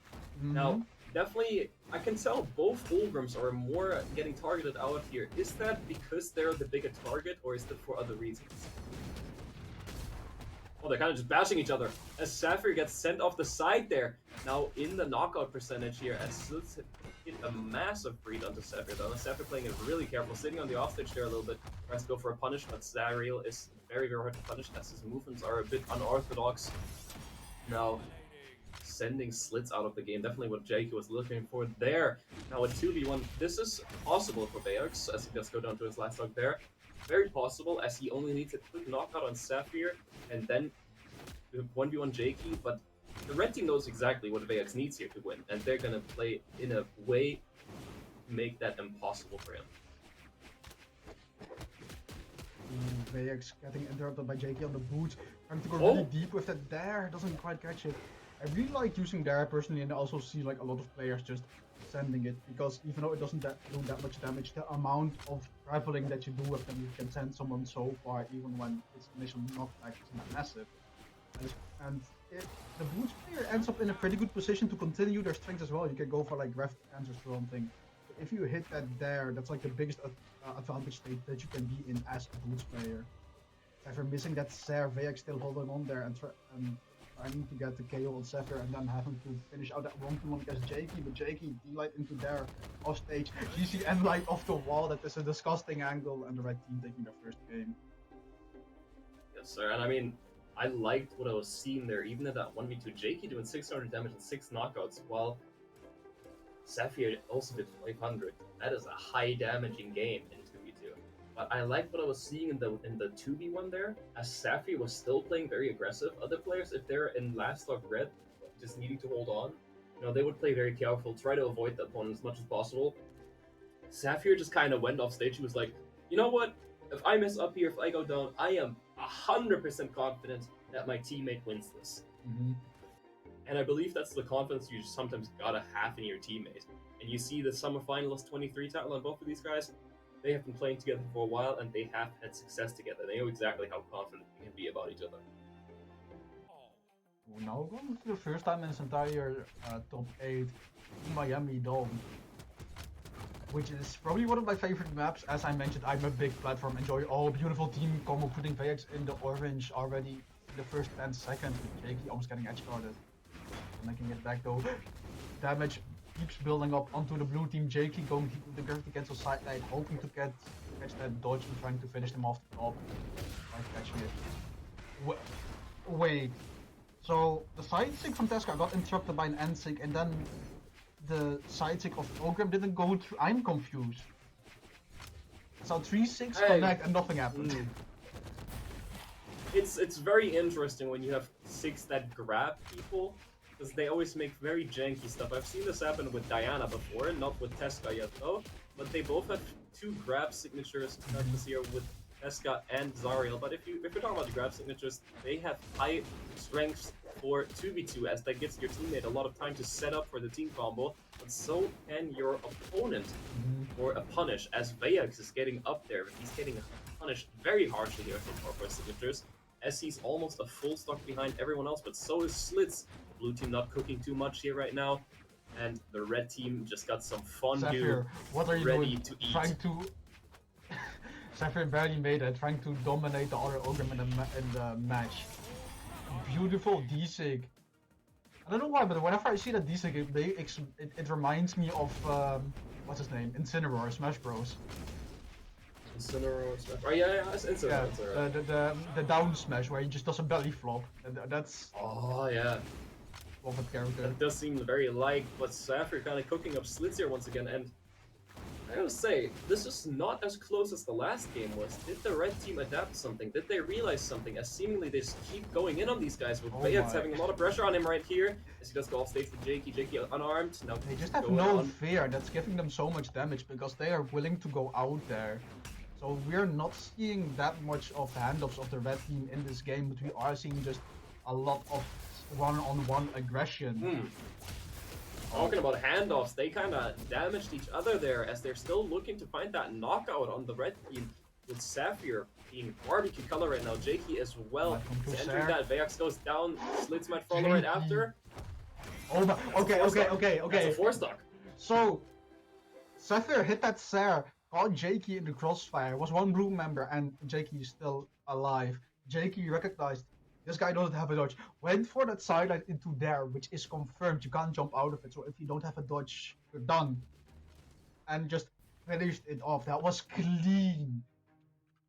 That was so clean. As someone that like is trying to practice my own boots, I really love seeing plays like that because it helps me innovate my own gameplay. It helps me innovate the way I play the weapon. It helps me try to see different ways on how to play the game in general. There's so many ways that I can watch a tourney. I can watch it to support the players that I think will win. I can also watch it to support my homies. I can also watch it to get better. And of course I can watch it on the front row together with my homie Eagle Addy, casting it. I mean, not the first time we've casted together. Last time was like not even a month ago in Germany, man. It was great. Yes, sir. We casted a LAN together. We casted a LAN, bro. That's so cool. Oh, you only dropped in for the top 4 because you were also I had to play out my own sets, man. Yes, sir. That was exciting, man. I believe I got to cast a set of yours, did I? Or were you on the Wolves Esports stream? I think it might have been on the Wolves stream. I think it might have been the set against Merlin where I... oh, you had to switch setups. Yeah, I remember that. Yeah. I really wish I could have been on stream, but not as caster, but as player, you know. But it is what it is. Red team still living, beautiful adjusted recovery by Jakey, with VX going out there with that arrows, that X, shing, taking them out. Sir, looking not too good for the red team here right now, as Vex on that character switch to Bateros is kind of cooking here right now, sending in the offstage against Sapphire, does misplay his option usage a bit there, and does let Sapphire get back to the wall. Now, pretty good lead for the blue team here, as they're looking to damage a bit, to get a bit of damage on the red team. Vex playing incredibly risky here so far this game. He is using that lead to his advantage to play some offstage and keep himself going there in that game, but it's not working out too well here right now, as the blue team, as the red team seems to have adapted to that a little bit, and now they're back to the neutral. The red team is like, no, we don't want to go to a game 4. Let us hold on a bit here, reset to neutral, win in neutral, and bring this out with a 3-0, but you know, the blue team might have other plans. Wait. Blue team is fighting back. Do you think it's just a Daryl swap? I mean, a character pick will definitely give you a quick lead at the start, as Oh, you have to the opponents will corner. have to adapt. But right now, the red team is bringing us back pretty well, as they were almost a full stock individual Jakey? each behind, as Jakey seems to have lagged out there. Sapphire now in a 1v2 that is still very much possible, as Yeah, like, he is on the Ulgrim, he is on the Lance, he has a stocks good versus 1v1 two situation stocks. against Vex here. It is doable, but he's very damaged on his second stock, and he only is wanted to be sent to his last, and then he could potentially be weapon starved. It is possible if Sapphire does this. I don't know, man. If Sapphire does this, I might need to tweet that he's the best player in the game. I mean, you were talking earlier at the start of the set about the movement about Sapphire. This is where that stuff comes into play, but they're getting hit by not an extended team combo. It was 3 hits, but that will add up. Being weapon starved for the blue team. Definitely add up. Double D-Light, Sidelight, Sarah on X. Both go for a signature read. Sapphire still hanging on. Oh, that's good. That's it. Through. Oh, and that's it. The blue team had such a beautiful way of covering all options in that edge guard. That was beautiful. JK 297 not looking too good, especially just because I think they lagged out at one stock. They did indeed. They lagged out at the end. I don't know what happened there, to be honest. But you know, he's saying good Wi-Fi. I believe his internet might have said no to him playing the game there for a bit. You know, I did like what I was seeing from the red team. They did make a great comeback there towards the end. Unfortunately, Jakey lagged out, and they weren't able to execute on it. But he wasn't looking too healthy on this last too well either. It definitely was adaptation to the adaptation, as the blue team did bring in some sauce there as well. Now, going into this game 4, you know, the red team's looking to end, the blue team's looking to bring it to game 5. What are your thoughts on it? What's gonna happen? Honestly, my mind is just head empty. Enjoy the show. That's how I'm just chilling. I'm just enjoying myself at this point. So, I mean, we have been seeing a lot of sauce, as Vex almost juices up Sapphire there, but Jakey for the coverage, and that's one thing you gotta be able to do as a high tier 2s player. Just cover for your teammate as they completely reverse Vex there. Now sending Sapphire. Ooh, slits on the off stage. Let's go up there in the damage now in the knockout zone, and we were talking about maps earlier. This is my least favorite 2v2 map, as this just feels like really too less space. Yeah, this has gotta be my least favorite 2v2 map. It's just too small of a space. You think you think it's worse than Mishima Dojo? Yes, for my personal, I don't think it's objectively worse, but for my personal opinion, yes. Might be because I'm a very passive. Might be because I'm a very passive player that needs some space to move around. Oh, that is understandable. It's like I personally really like playing this map because, you know, it allows me to be very aggressive, and I really like the addition of the pillar in the middle. I also just think this map, you know, kind of looks nice. I don't know why, but it looks great. It looks great. It's absolutely gorgeous. I mean, design-wise, BMG has not missed over the past year or two. Mm-hmm. They have not missed. Wait, Sapphire in trouble. Off stage against Slits, but Slits going for that. Oh, JK, beautiful GC D-Light into ground pound under an arm. Now Slits and VX both on their final. I think these might be their tournament stocks, if I'm counting right. It is indeed their tournament stock. The blue team doesn't bring it back here. They will be out of the tournament, and losers round one in the top 8. Brain was not malfunctioning there for a bit, but Vex is not looking too healthy as he is in the orange now, dropping the team combo there. Slit sadly dropping the true combo, not quite able to confirm on Jakey here. The recovery does not able to confirm. Jakey going off stage on that arm, but getting hit by the hammer. Recovery doesn't make it still back. Yes, they do, but they're getting that wall slip, and the dare coming out from Slits, sending them to the final stop. Team combo. Beautiful setup here. Does miss. I believe a GC sidelight Nair could have worked better there, as Slits got some nice damage there. With Vex onto Sapphire, but they are still pretty far behind us. Vex is in the knockout percentage. He is holding on barely onto that tournament stock. Now getting a big punish. Jakey holding that side sig. What's he looking for?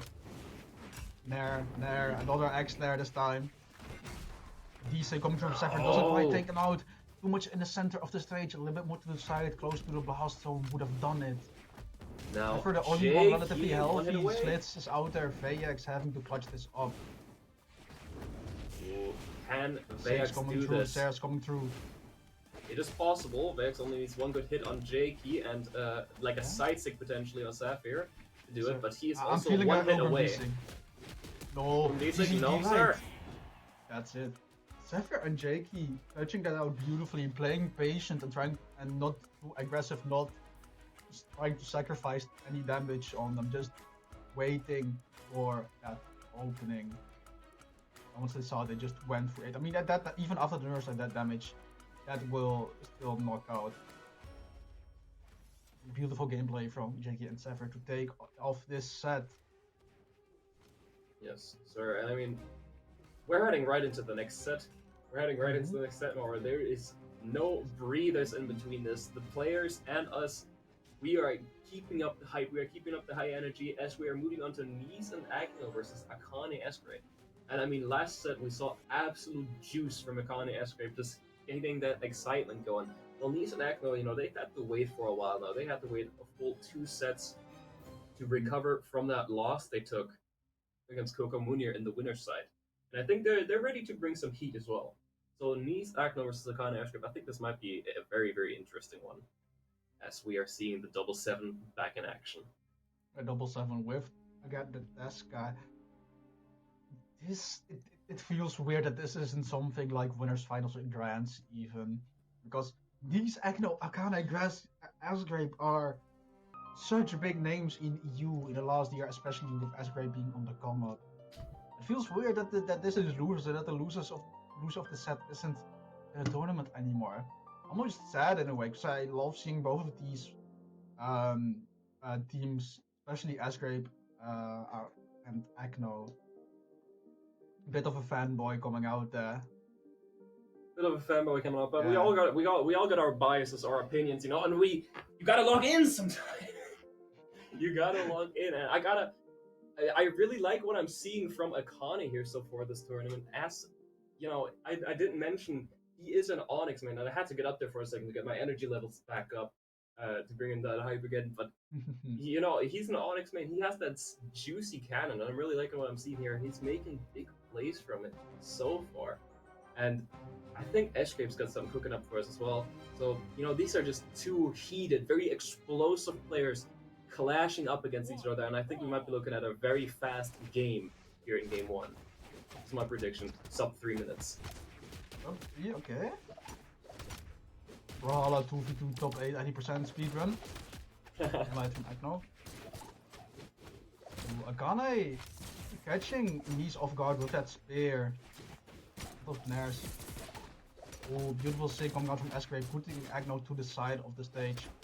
What I'm noticing a lot about the blue team is that Akane is the one going deep the most. And Escrape is just kind of standing there waiting for the blue team. And kind of walk into them. Oh. I am not quite sure what Akane was looking for there with that side stick, as he did have a big punish opportunity on Nice. Not quite able to take that, but they did get a knockout on Akno there. Now, a bit of a lead, but Akane is not looking too healthy here on his first stock. Trying to hold on. Not Escape getting team comboed. Does not quite finish it off, but he does go down right after. No, it was Akane that went down actually, and then Escape. Oh, damn. That was actually so smart, because even though a normal set from Akno would have taken out, they tried to extend it in order to extend the duration that they got that 1v1. If they are respawning more split from them together, there's more time for the red team to take out that 1v2 as the other member is still getting a respawn. Really smart, even though it wasn't really necessary to get the knockout confirmed. It's just buying that time for yourself. Something interesting you gotta mention when you talk about 7 is they have that signature switch up, right? They can go from the lightning form to the fire form to get those quick knockouts. And I really see essentially just a Pokemon. It's like normal 7 and regional variant 7, you know? Yes, sir. And I'm mostly seeing Escript really favor the fire mode here to get those knockouts, but now he's back on the lightning, where he did use that downlight N-Sick, which I believe is a true combo on 7 earlier. He actually get a knockout, but you can really tell the difference. Oh, side check from Nice goes uninterrupted, but it doesn't take out Escape just yet, but he's getting that D-Light into recovery. Yes, sir. Now, Nice in the barbecue color right here, as Escape is in the barbecue color as well. Now Nice going down to his last stock, and this is a pretty fast game 1 here so far, as we are just only now past the second minute. So my prediction of sub 3 might be accurate, as Nice goes down after like 2 moves there. I don't know what exactly happened there. Nice kind of running out of options a bit quickly, as Akno now has to clutch a 1v2 against 2 pretty healthy blue team members. Especially because the way the blue team is playing close to each other, they're always close to each other to interrupt any starter that Agno throws out. Oh, it walks through that end sig uninterrupted. Recovery coming out again, and like, there misses. Recovery from Agno hitting, but doesn't do a lot from it. Skips up into lightning mode, back to fire mode. You can really tell Agno wants Akane here. He keeps going through S-Scrape, just ignoring S-Scrape, trying to get that knockout on Akane. I was giving up on that, and the Ground Light Sarah was enough to do it. Throws out a GC N-Sig for the beautiful victory screen.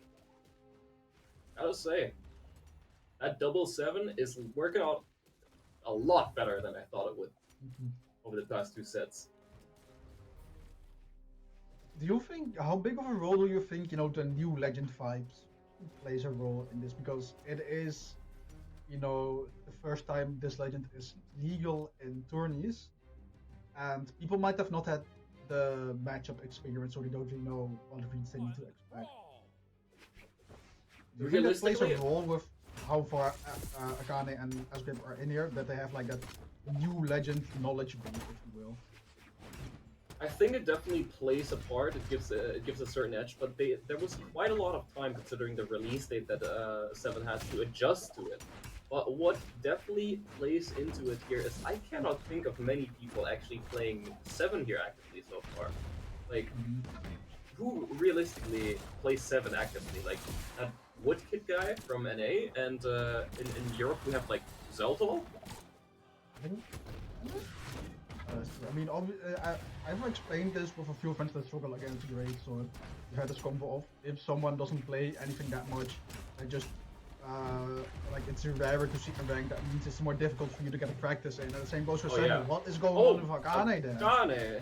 Hands off the keyboard already on their last start and we're 1 minute in. Red team. Definitely isn't. If Akane didn't go down there, it would have been even. That's really unfortunate. Yeah, well, I'm not exactly sure what happened there with Akane. Maybe he lagged out a bit, but it is not looking too good for him right now. As you know, the red team's not gonna not take that into play, and they're really getting Akane high into damage very quickly here, as he is definitely their win condition. Akane in a bit of a rough spot, definitely getting targeted out by Nice here a little bit now in the knockout percentage.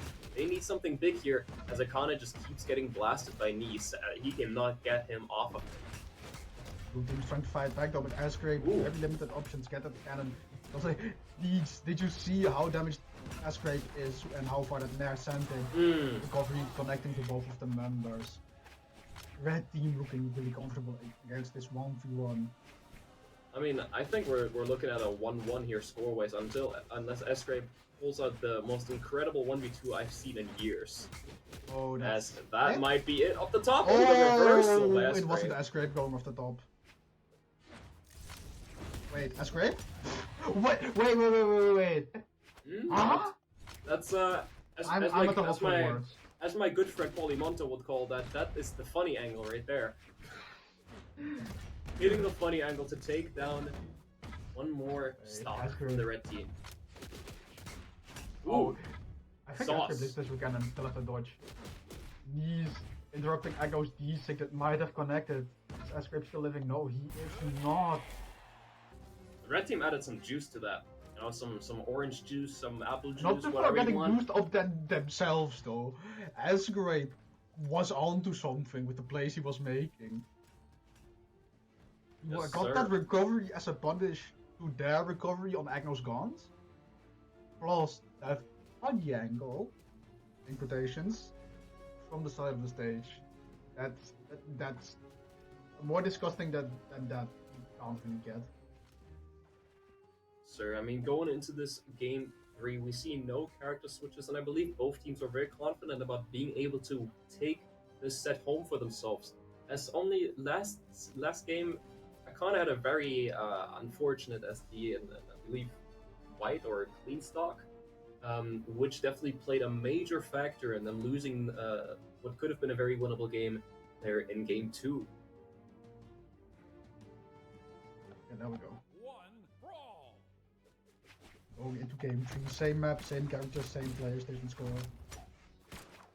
Escape starting off strong. Akane hitting that punish on these blasters. It's just so much back and forth right now. It's really hard to tell what they're doing, especially with how close they are together, because it feels like every hit someone else is taking damage. Oh yeah, this is one of those games. It's one of those sets where if someone punishes the other guy for hitting their teammate, they're getting punished by the other guy on the screen. Like everyone is just taking turns. It's like a classic fighting game. Oh no! Echo had to save, but the funny angle coming again not once but twice in this set. That he now on the major deficit after making what was the right idea but not correct execution. Indeed, and I mean, it's just looking like a classic fighting game right now. They're taking turns as it's now Akno's turn, now it's Akane's turn, now it's Nice's turn, now it's Escape's turn potentially. Ooh, No Sarah sir. coming through from Akno, but Evan, chunky girl, still living. Wait, Akno down there. Escape went down too because they didn't want to give Akno that chase dodge that they were looking for, not to make it back. Worthwhile sacrifice coming out from Escape as the blue team is now one stop up ahead. Most definitely worth. Oh my god, that down air dropped up. Most definitely a worthy sacrifice there by Escape to take down his RGB-colored first stock for to exchange for Akno's second stock. And you gotta think about it. They now have a massive win condition. Either Akno has to play majorly careful because he's gonna get targeted out as a win condition for the blue team, or he's gonna have to play careful and Nice gets targeted out. Oh my! Akane! Wait, the save? Oh. Akane! Just cooking up once again there with the cannon, and this ain't his first rodeo. This is the like what third or fourth time in the span of 2 sets that Akane has shown us an incredible cannon string just to finish off his opponent within the matter of seconds. And, you know, Escape even predicted me saving there with the recovery and just took it into his own hands to finish off Akno real quick. Yes. Looking good, you do have that axe in hand. Preferably you just get them both in the same combo so you don't risk getting interrupted, but that might be difficult. These really tough spot off stage. Gets the punish, but double D that coming from Akane, you're taking a lot of damage from that. You know, at that point, it's, in 1v2s, it's always kind of like, you have to choose your options wisely, otherwise they're just gonna get a free punish. And those heavy attacks on the edge are definitely free hits for Escape there, so for Akane, as it's just a free downlight stare. Now Ni's not looking too healthy here, as one hit might do it. Wow, Wait. Incredible movement Using option there graphic on to that. sidelight momentum in order to make it back to the stage. That's I'm keeping that in mind. I'm using that myself. That's Akno not looking too good. 0-3, 216 damage dealt. Me and Hagel have a term for that, and it's called box PH numbers. We've had this conversation before. We've had this conversation before. The joke is getting old. I'm sorry, Box. Love you though. Yes, sir. I mean, Box PH, I believe, was also at the German LAN. And he's actually improving a lot. Like I know Box PH numbers is a meme that I'm trying to keep like alive myself, but don't sleep on him. He is genuinely improving at a pretty nice rate as of late. Yes, sir. I mean, talking about improvement, you gotta say, we're talking about improvement. Have you seen Akane at a top 8 before? I have once though. Once. Now they're in the top 8 again at one of the biggest tournaments in Europe aside from majors. So that is quite the achievement right there. Yes, this Akane guy definitely improving quite a lot, as Nice is now on the what if it was Rayman, right? Yeah, Rayman. Yes, he lives in a pineapple under the sea. Knees. I'm sorry. Wait, but actually on the Nash, I've been telling my friends that I practice with, Nash is a sleeper pick because Spear is so good and so is Hammer and doubles. Is it really a sleeper pick? I see a lot of people play Nash on 2v2 lately. Really? A lot. It's very rare for me to encounter one, mainly because I personally see a lot of Axe. I saw Shaw on the Nash. I saw Skelter on the Nash even once, I believe.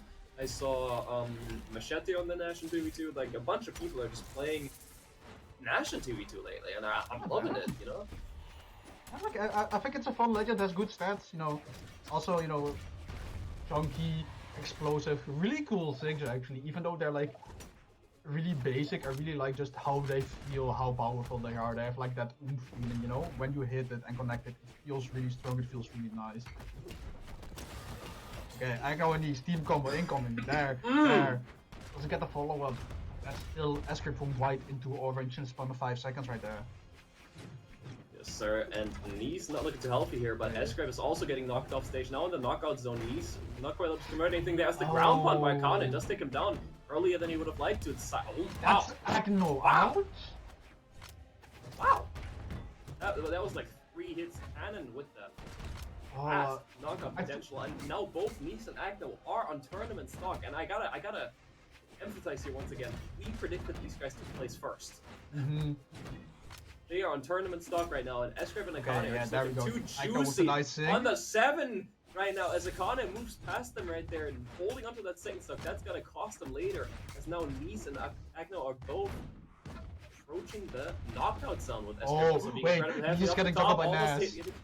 Almost taking Nice off the top, almost getting that knockout. Nice now in the knockout zone. Nair does it. Agno in a very unlikely 1v2 as he just cook cooking up a little bit here on Escape.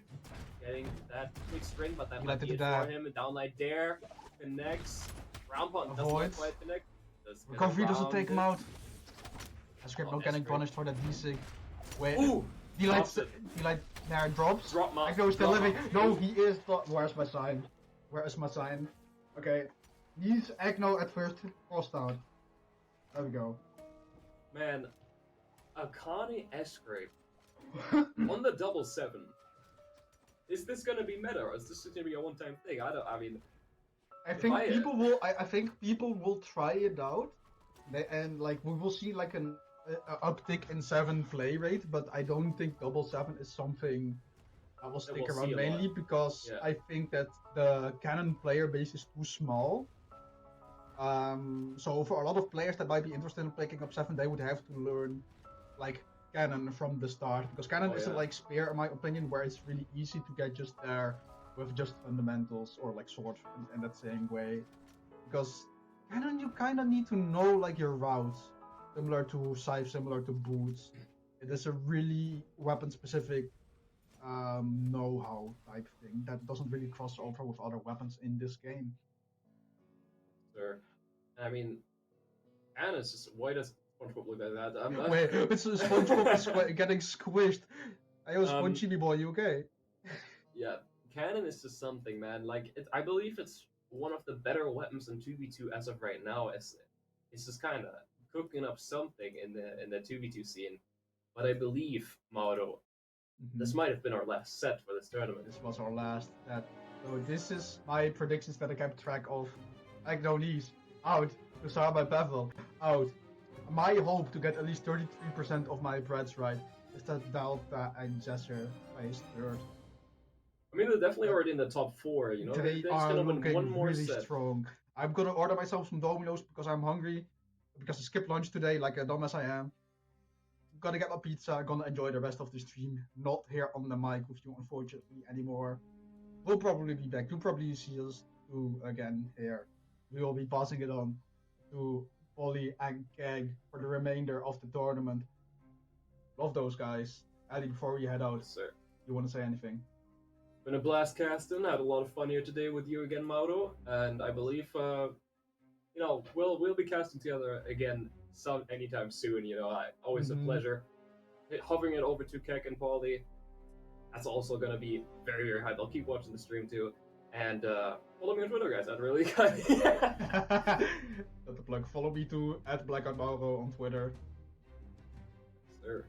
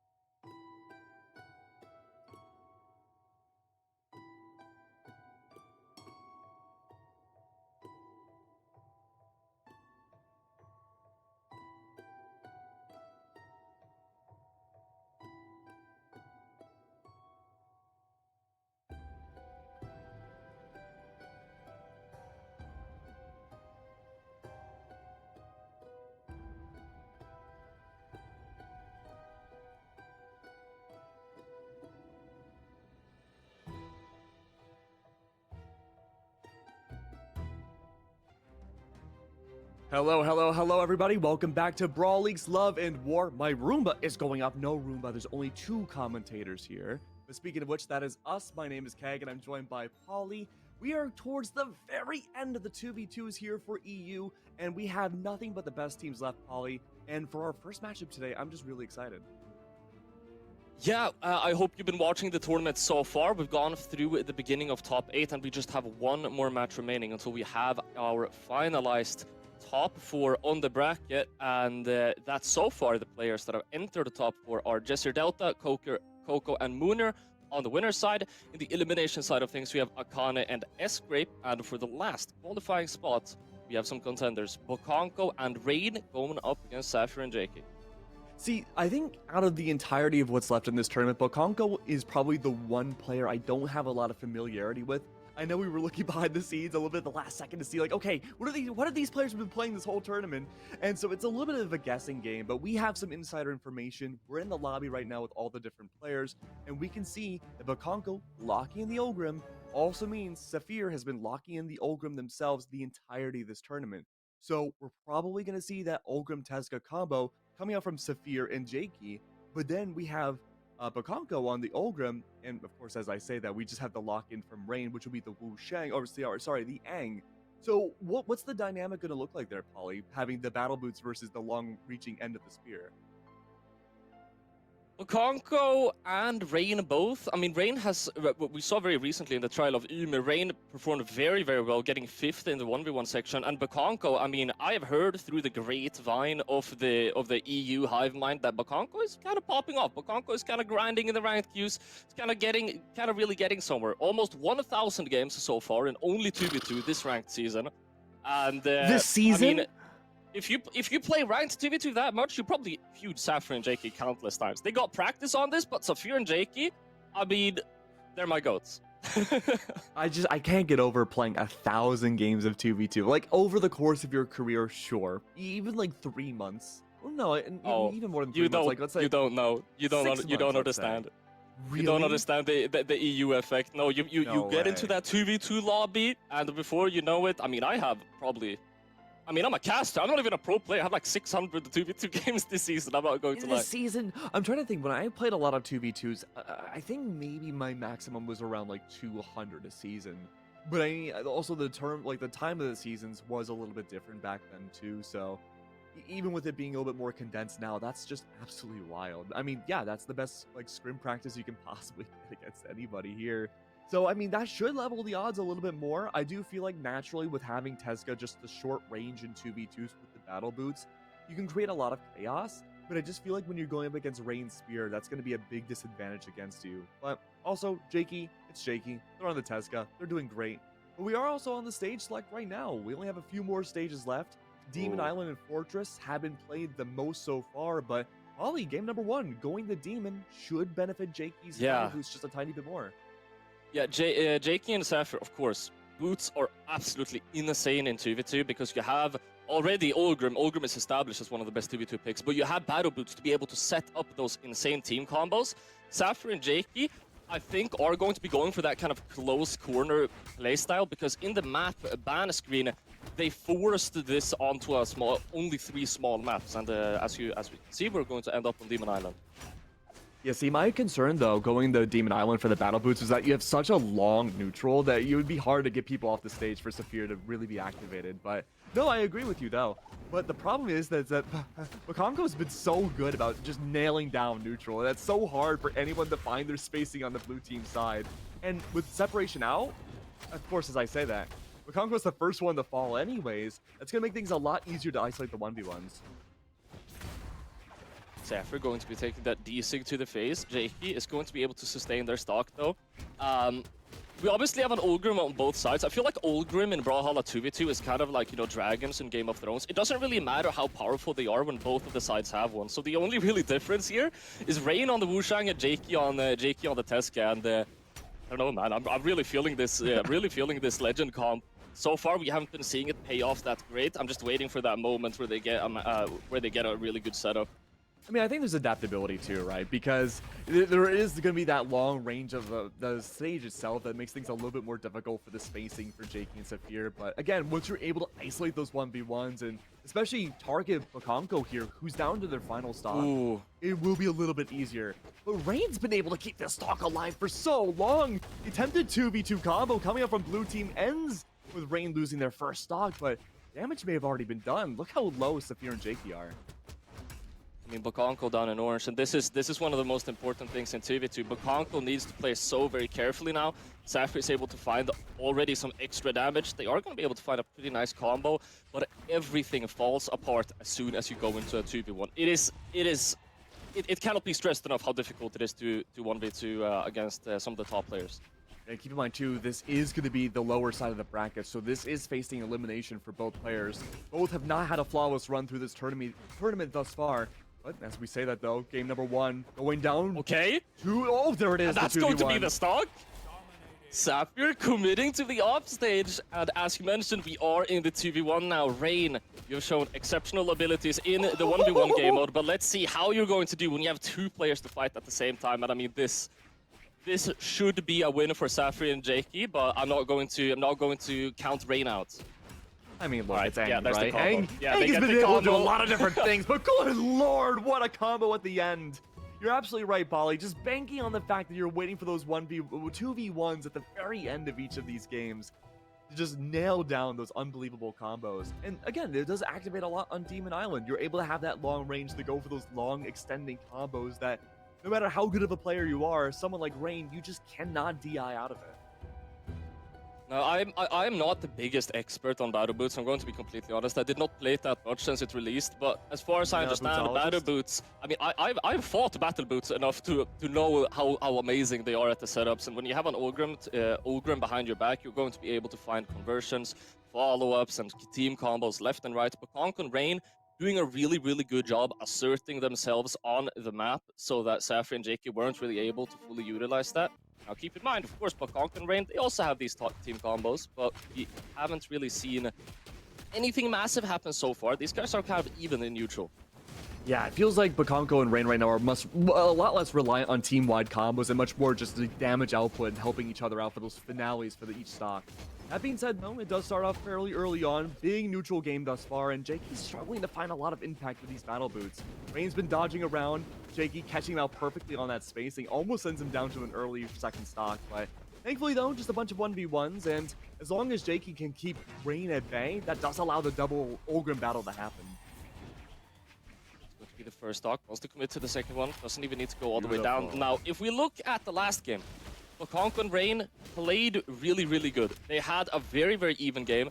The one thing that just pushed it over the fence was the fact that Bakonko went down a little bit earlier. Now, they are both kind of in this a little bit more damaged zone, which makes me think that Saphir and Jakey, they might be starting to take control of the game here.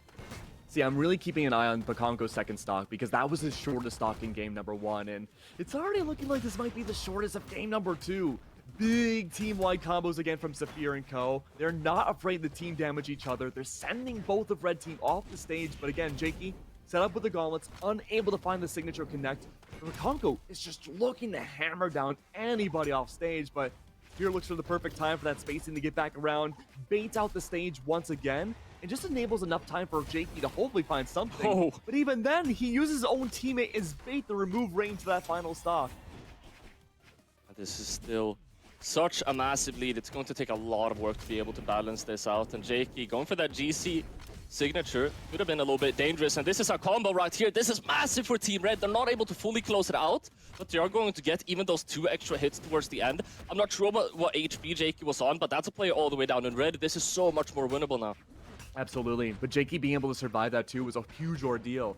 Keeping Saphir, just enough time for them to respawn too, not having that 1v1 once Jakey were to fall. But now it's down to ones across the board. This is the most even match we've had so far in this series, even if it's only the second game. But it really feels like to me that Saphir and Jakey are having such a hard time getting any team-wide combos going. They're unable to find much, but what was that, Rain? Beautiful work. Saphir, not long for this world either. Goes up to a recovery too. Wow, an even game to pure destruction at the very end. Your beautiful Gauntlet gameplay coming out there from Rain. Going to be closing it out 1-1 on the board. Sapphire and Jakey. I mean, I was noticing something. You mentioned they haven't been able to find that much team play. They are playing a little bit isolated, and one of the main reasons for that is that every single time they're about to find a team combo, Rain just interrupts it with like a gauntlet sidelight. They have not been able to get much because the Bakonko and Rain, you know, evidently having good practice and using their team's strength to try and decrease it. Well, it's good adaptation too. They're getting countered. It's a huge adaptation from game number 1. Now keep in mind too, we were on Demon for game 1. I think there's a lot more opportunities just to spread yourself out on that stage compared to this one. But even then though, there is a lot of room in the neutral. It's just hard to find that proper spacing when Rain can just be completely activated on those gauntlets. Though Jakey does have those battle boots and he's keeping Rain off the stage. That might be an early first stock down from Rain. And it is! Huge And Sapphire as well. around. Sapphire with the Sair on top. Going to be supporting Jakey to be able to get back safely as well. Now that was a very, very good first stock coming out from Jakey and Sapphire. Yet again, playing quite two isolated 1v1s there, but they are going to be winning both of those 1v1s, and that's what happens. Surely now you're going to have Rain and Bakonko making sure they don't get isolated out again, because that was just a brutal combination in those 1v1s. And we're starting to see that a little bit more. The follow-ups off of Bakonko were looking good. Rain's good to mark out the first stock of Sapphire, but Jakey also might not be long for this world as well. But even then, I'm just playing a dangerous game, keeping them at bay, enough time for Rain to get back onto the stage. Oh, the GC nearly converted, but it wasn't enough. Now the only thing I'm thinking, Bakonko and Rain, yes, their start was a little bit rough, but you know, they kind of picked it up. They recently respawned. Where did their HP go, Keg? Why are they both like red right now? I don't believe how they managed to, how Sapphire and Jakey, they managed to rack up this damage so quickly. You barely know what's going on before they're on their way to lose their first stock. And there you go, Sapphire coming out with that D-Sig. Now, it is important to note, although Bakonko has the stock advantage, that stock is basically not going to be worth much. Jakey and Sapphire have an entire stock lead on Jakey as well. You have an entire stock lead on the battle boots. So he's going to have the ability to play aggressive if he wants to, or just try and play a little bit more behind. And Rain has a completely disengaged when Bakonko falls down, just waiting for that respawn. He does not want to go in that 1v2. He knows exactly what happened in game number 1 with a huge seam-wide combo, so you got to make sure you're very careful. But otherwise, though, Bakonko's taking the majority of the damage here, just waiting for it to even up with Rain. 1v1s again, on the stage, in the air recovery, losing their weapon. Bakonko struggling right now. These are the 2v1s that Rain was afraid of. It's coming to fruition. Sapphire really controlling a lot of space right now. As soon as he gets one of those endlights, Jakey goes off stage. You have battle boots off stage. That's going to be tough to deal with. But Rain wants to commit to it. Gets the double there. It could be too little too late, but Rain going for that end sig. Not going to be connecting it. Okay. Rain. Yeah, dangerous game. Not many options left there. Great adaptation again coming out from Sapphire and Jakey. They recognize, okay, we're playing way too isolated in our last game. Weren't able to convert it out. We have to play more together, even if that means we're doing a lot more team damage against each other. And Sapphire's pure output, 650 I was about to say, is incredible. It doesn't matter if you do team damage at that point. You know what, Jakey? You could just end the stocks. You can battle boots your way to victory. I'm going to be the pure blender. And I think that might be the strategy here, right? I've always thought in the back of my mind, and I'm not sure, there's no real scientific backing behind this, but a lot of the best teams in the world, in any region, are built upon a really, really good 2v2 player and a really, really good 1v1 player. You have Sapphire. Sapphire is target switching left and right. He's on the axe, dealing like 650 damage, and then Jakey just kind of goes off stage. He singles out on an enemy. He gets 2 reads in a row, and I mean, you have a really, really beautiful team dynamic there. And that makes a lot of sense too, because you mentioned that Bakonko's been just grinding out 2v2s, and Rain's been doing the majority of the work in that 1v1 aspect, just kind of disengaging when they need to, looking to grind out that damage when need be. Bakonko's really kind of leading that tempo about where Sapphire and Jakey can go in terms of their spacing and just speed, for Rain to find that huge value of damage. At the end of the day, I mean, a good player is a good player, and if you That's play true. good, you're going to win games. So we're going to see if either one of these teams is going to be able to step it up as we are getting closer and closer to wrapping this entire setup. Sapphire and Jakey are in the lead, and they're just one game off from advancing. Bakonk and Rain, they need to redeem themselves here in this set. Oh, things are looking a little scary at first. Saphir and Jakey were setting themselves up to sandwich in both of Bakonko and Rain. Luckily, though, Rain disengaged, forcing that spacing to go away. Back to neutral once more. Rain still looking for that opportunity to strike with that spear and not squander this opportunity. Both the red team, though, on opposite sides of the stage. He tries to bait out Jakey off stage because the recovery options of Boots isn't that great, but Jakey doesn't overextend downwards, doesn't take that risk. Sapphire, if he was able to pick up that Sarah, that would have been massive, but I mean, even at this point, you can miss these attacks and still be fine. Sapphire going all the way up with the GCD light. That's going to be it. And there you see it. Those are the setups, not necessarily the setups of the battle boots. And how can they find it? Bakonko can't seem to manage to interrupt the team combo. What a blunder. Sapphire and Jakey are going to be running away with an entire stock, and they're going to be picking it back up on Bakonko now, getting him all the way down into orange. And when we see this lead from Bakonko, that means Rain typically disengages, allows Bakonko to go for those 2v1s. But not this time, though. Rain has to play. This is for tournament elimination. He has to be part of the fight. Bakonko's taking the wealth of damage, though. Saphir landing down. Spear in, no, not in hand. It's the gauntlets, and the lance is out. Would that be enough, though?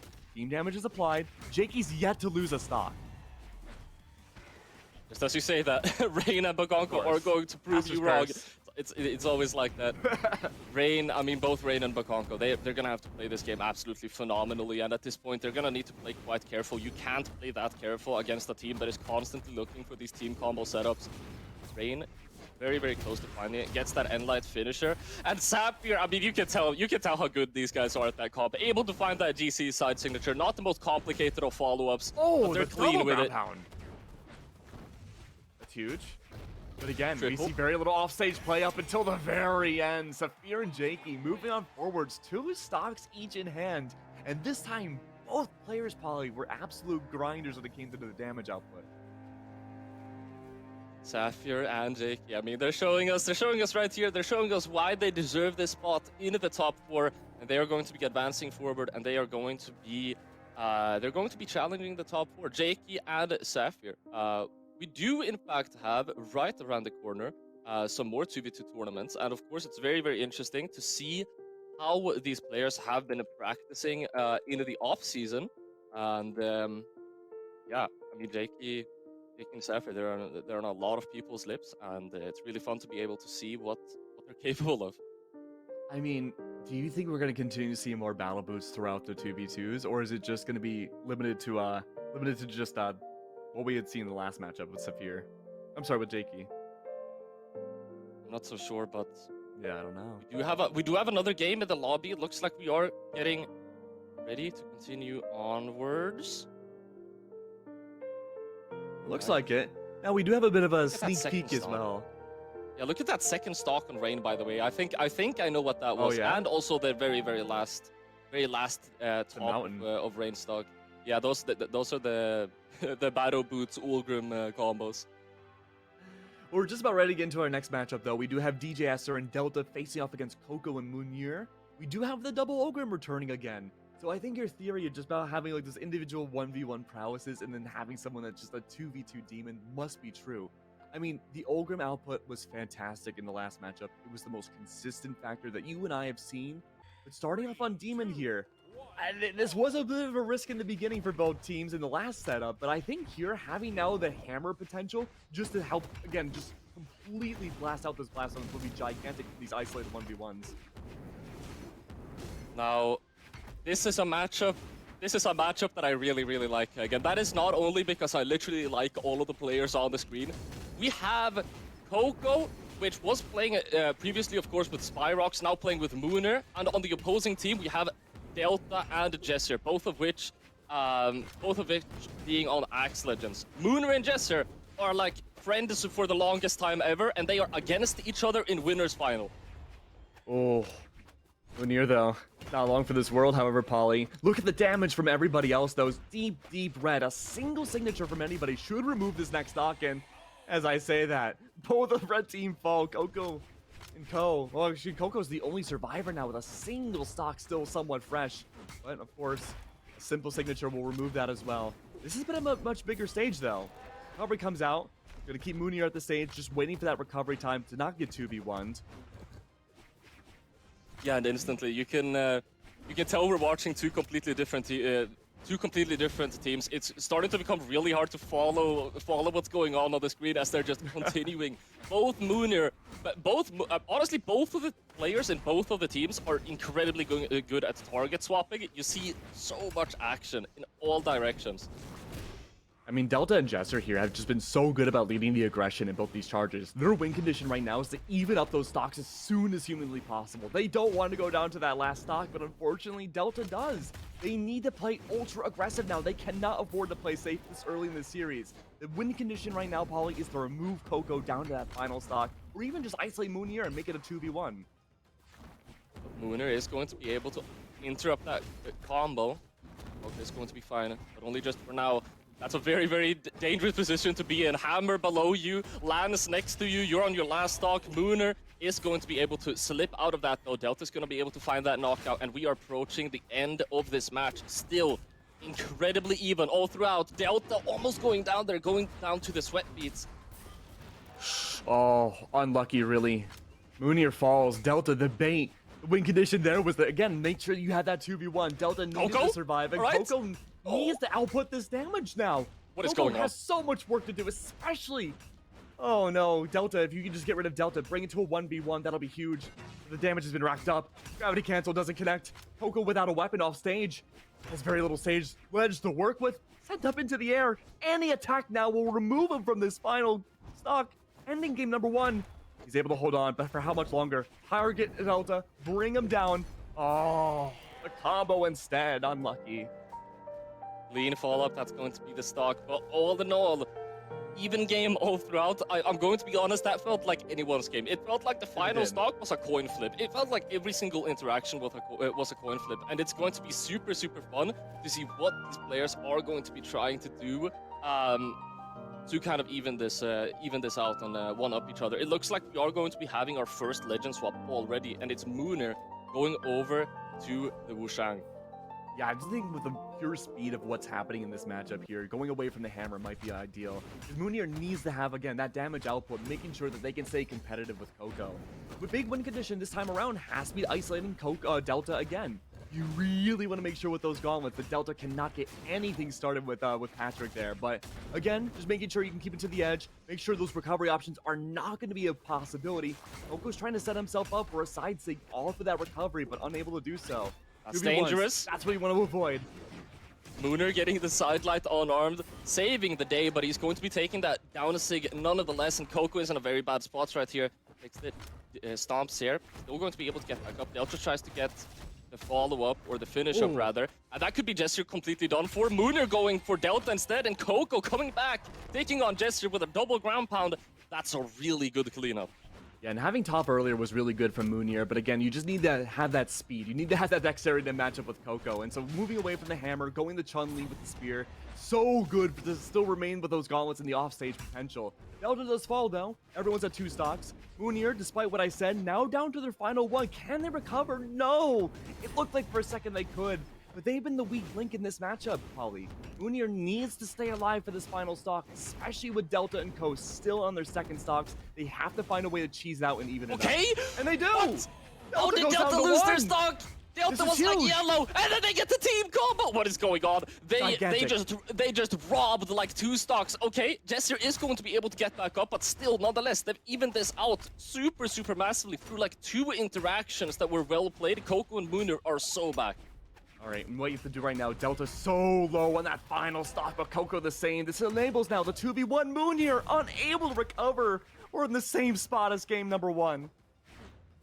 Delta and Jester are saying it doesn't matter. You can get these one-in-a-lifetime opportunities. Get 3 perfect interactions in a row. Take both of our stocks, and we are still going to be closing out this game.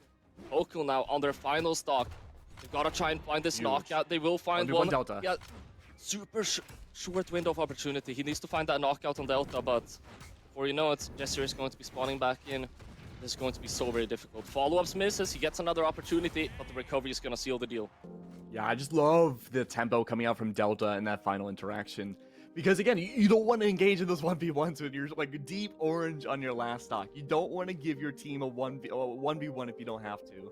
And so him just playing it safe there, just waiting for Delta to respawn was such a smart move.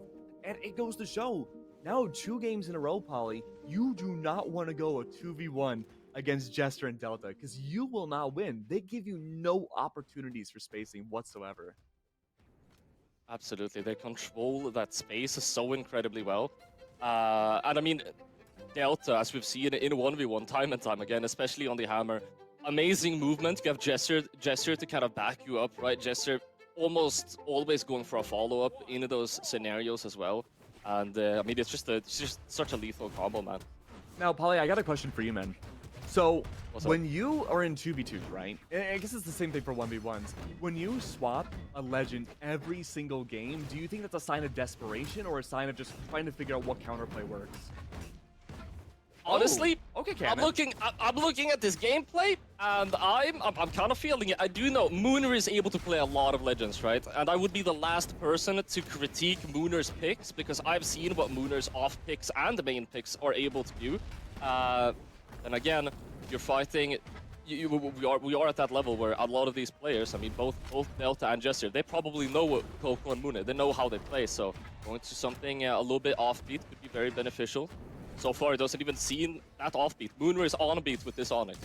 Yeah, this Onyx has been incredible. Just keeping Delta in the air and completely disengaging these 2 Ograms to fight it out.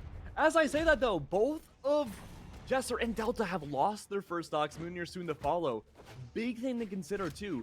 Moonir is keeping up on pace with everybody else in terms of their stocks. Usually they fall off here on this second stock, as we've seen in the last 2 games. Oh my god. That cannot happen. That's Look at so that orange. good. And it's always that 2v1 when Coco loses their first stock.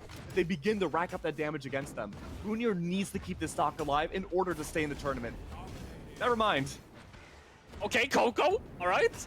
Nice little lance combo coming out. Going to be getting a lot of damage, but at this point, you're going to need more than that. You're going to need to find these knockouts, and that's so far. That's where Delta and Jester have shined, but Delta is going to be going down. Jester on orange here. Nice nair to cancel that dare coming out from Jester. You see Sidelight coming out, though. And they're running for Mooner. At least Jester is. Yeah, absolutely. I mean, Moonir's the weak link right now. If you can just remove Moonir, we've seen that Coco has not been able to win these 1v2s.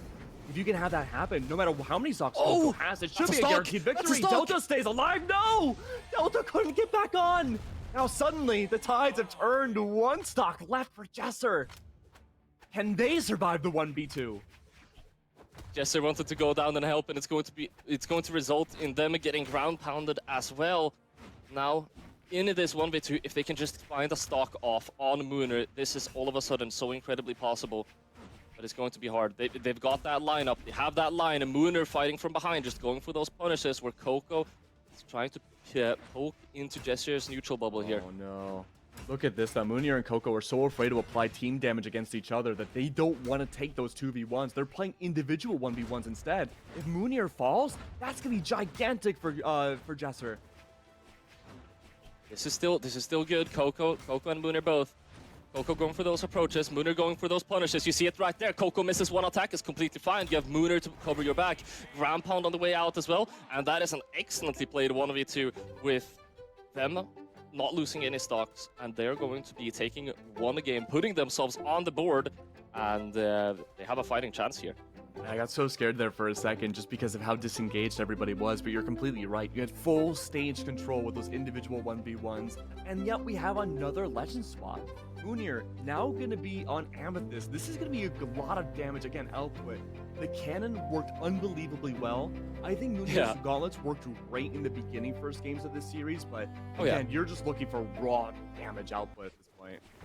I mean, you saw a ton of that cannon. It was working out very well. I think like the pivotal moment there was Mooner. I don't remember if it was Mooner or Coco. One of the players got stuck in like a team combo of literally purely axe dare and axe nair.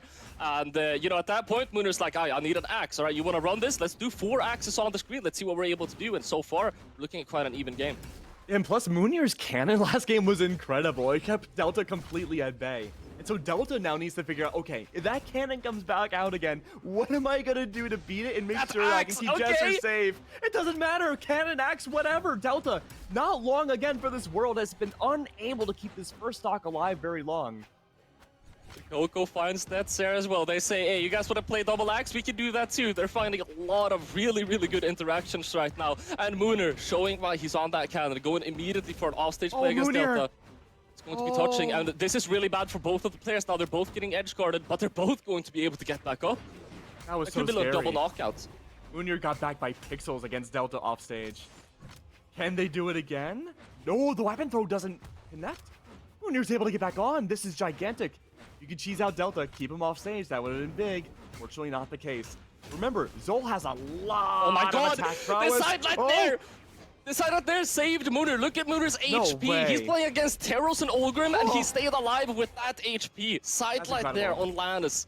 I'm not even sure. I would assume it's accidental since he was going for the enemy, but that's going to be saving him. And I mean, maintaining the stock for that long, you have a pretty solid lead here. Coco just needs to keep this stock. Delta and Jessier know it. That's why they're going for him. That's going to be that stock down, and this is all of a sudden super evened out. It doesn't matter that Mooner was able to sustain that stock for that long. Oh, no, this is the first time Coco's been in the back seat when it comes to these two. One stock each. Now, Munir, the leader right now, no 2v1 potential with the respawn of Jester coming back. Oh, Delta and Jester probably going to be targeting Coco a tad bit here. They're going to get Mooner stuck in, and I was waiting to see if they're going to be able to try and find a follow-up off of it, but Delta losing their stock, and now we see again. Jester in this 1v2, ground pound comes out, and Mooner going for the full commitment. That is going to be evened out on the scoreboard. We're going to a game 5, Keg. There's no reality Munir switches off of Amethyst, right? That has been the best performing legend they've had. No, there's No, yeah, they don't switch. all right. I'm happy to Okay, see that. I Very, was very happy scared. to see that. The cannon worked well. The Axe first appearance in this series had a lot of impact early on, especially in the air. Delta tries to disengage from these battles by just playing super floaty against Munir up until that last game. And now that's been countered by both the cannon with their Nair, and now that you have the complete Axe potential, especially the recoveries, there's no chance Oh of my Delta God. having any safety. Look at this from Munir. Dude, Mooner! Mooner's Oh. barely been hit. Mooner's done like 150, That's the 200 damage. Mooner basically just spawned. He's been hit by like a weapon throw. Oh, that could have been it to remove Jester's first stock, but no, Munir played for safety. That's the smart move. Don't want to give anything for Delta. Yeah, especially that ground pound. That would have been gigantic had it connected. Coco, though, not having the best of times, being countered a lot more than Munir now off of this Amethyst. I mean, even after such a tremendous effort, Delta and Jessier, this is the thing. I said a similar thing about JK and Sapphire. Some of these best players, you look at the opposing team, and they're racking up a ton of damage. Their interactions are absolutely insane. But before you know it, Delta and Jessier, they start kind of creeping back up. They're evening that advantage out. And at this point, I mean, we're basically even. Delta just needs to find a weapon. I mean, Munir has just been so good with the cannon. It feels like Jester doesn't have much of a response. Look at him hopping around. He's looking for an opening, but he's unable to do anything, really. Delta, unfortunately, caught in the 2v1 crossfire because of it.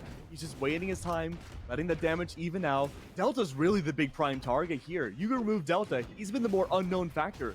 He's gone, 2v1. I mean, Jester's been having such a struggling time. Mooner still somehow sustaining the stock. Of course, super good start from Mooner, barely taking any damage, but Delta finally, with a D-Sig, able to close it out. The knockout to Coco now is going to be able to find it. Mooner wants to get the reversal, and Delta takes that endlight to the face, still going to be sustaining that stock. Mooner gets a knockout on the way out, and this is a really good spot for Coco and Mooner. Absolutely. Right now, full damage across the board. Again, this match, no matter what happens, elimination for one of these teams. Delta falls. One stock for everybody except for Munir. That cannon needs to stay alive. Coco has to play a very safe game. That's going to allow more of a damage output from Munir. Off stage? No, Jester survives. They do not want to contest the cannon. Delta able to get back up with the recovery. Able to find a couple of nice dares as well. Really applying a lot of pressure onto Mooner here. Stocks are about to fly. Sair comes out. That's almost it. It gives a brief opportunity to go for that 2v1 onto Double Coco. cannon. We're caught in the crossfire. Good Sair coming up from Coco, sending Moonir away. Enough time to get something going with that cannon. Kota, oh, big down 6, sending Moonir away to that final stock, but the damage again may have already been done. Red across just the find board this outside of knockout. Moonir. This is still doable if they just get that knockout onto Coco. Lots of good nairs coming out. Not able to touch the ground, but the Sair follow-up is beautiful. It catches them both.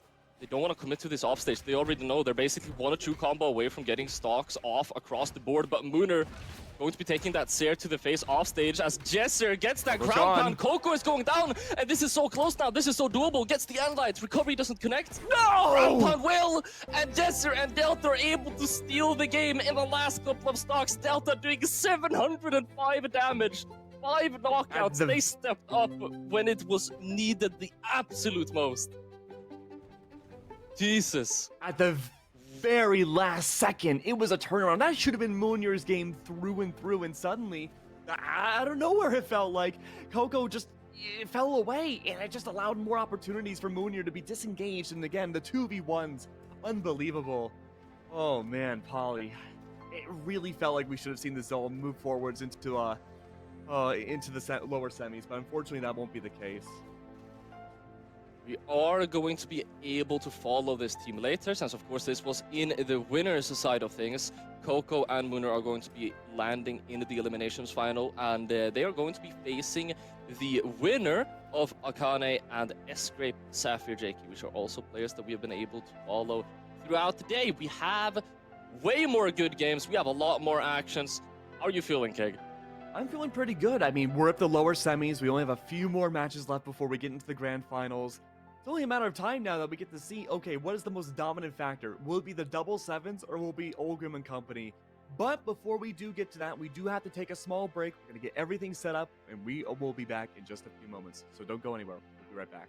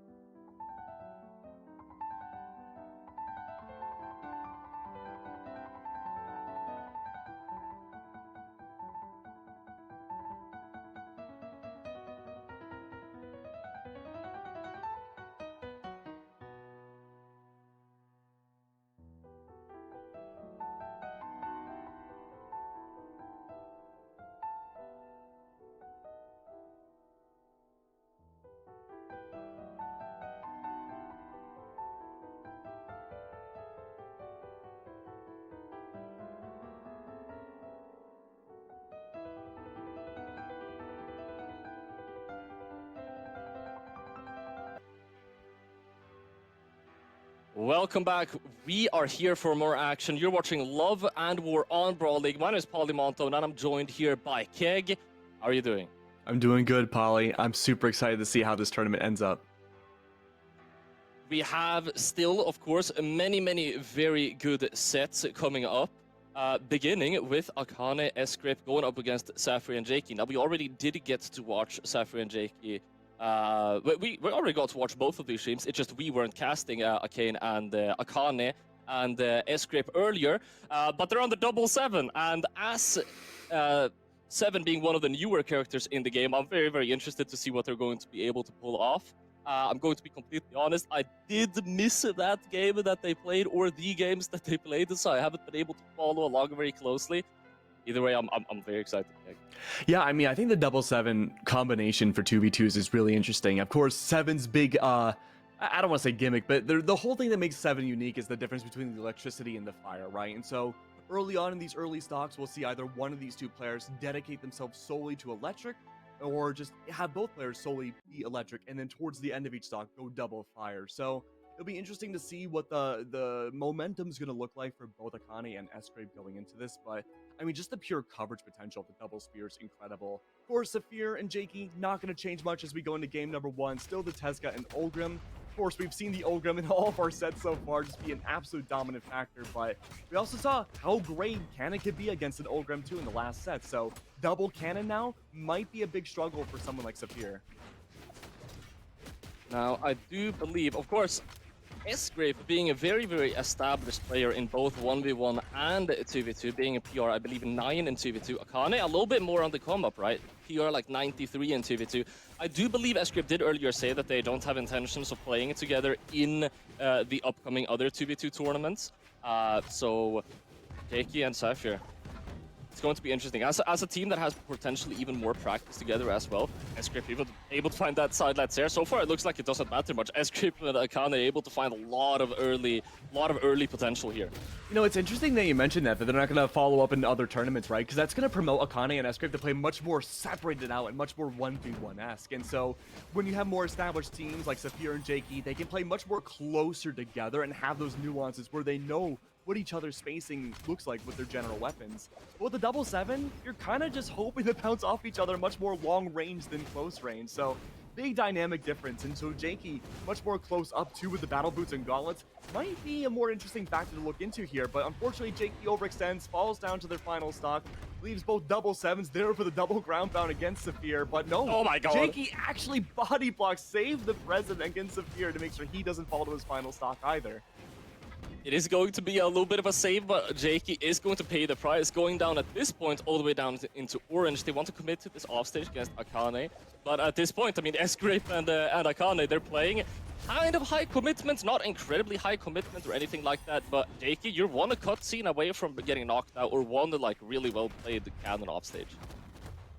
One stock across the board now. A lot of offstage play just to promote Jakey off as well, but he does have gauntlets. Gravity cancels out. Okay. What can you do? Not much. The double 7's broken up. Now it's not 14. You have to go down by more. It's 7 left. Kane, only blue team member left on the board now, as Saphir and Jakey are able to again find a quick follow-up. They're going to be closing that out. Akane and Escrip, amazing start, but Saphir and Jakey, we said this earlier when we were casting the in the previous eliminations round, they slowly but surely creep up and tighten that lead. Yeah, I was really impressed with Jakey in that last match.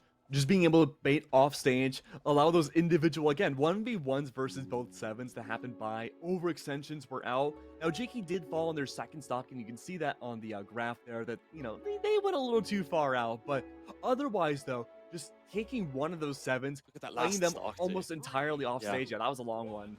But here we go, back to Demon. I think this will promote more of the spear play a lot more than before, but of course the offset to that is that Saphir, having that lance, should be able to find a lot more Sarah potential off that lance. Yeah, I mean, basically with the current map pool where the maps are a lot smaller, when you're fighting a lance, you're gonna have to you're gonna have a very hard time getting around that lance here. It covers basically not the entire map, right? Let's not over exaggerate, but that lance, it's going to be hitting a lot of enemies. So far, both Akane and Escrip doing a pretty good job at keeping their head underwater. Jakey is going to be making that commitment. What a good weapon throw coming out from Sapphire to try and interrupt an offstage encounter, but Escrip is able to find it anyway.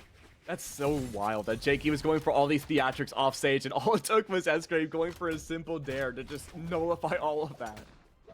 And so now we have a small lead coming up from Akane and Escrip. They've been doing a really good job playing this offstage style of play, and that's exactly what Jakey was going for. Again, just isolating, removing, making sure no one of those sevens that they fall into their grasp of that commitment goes and gets back on stage.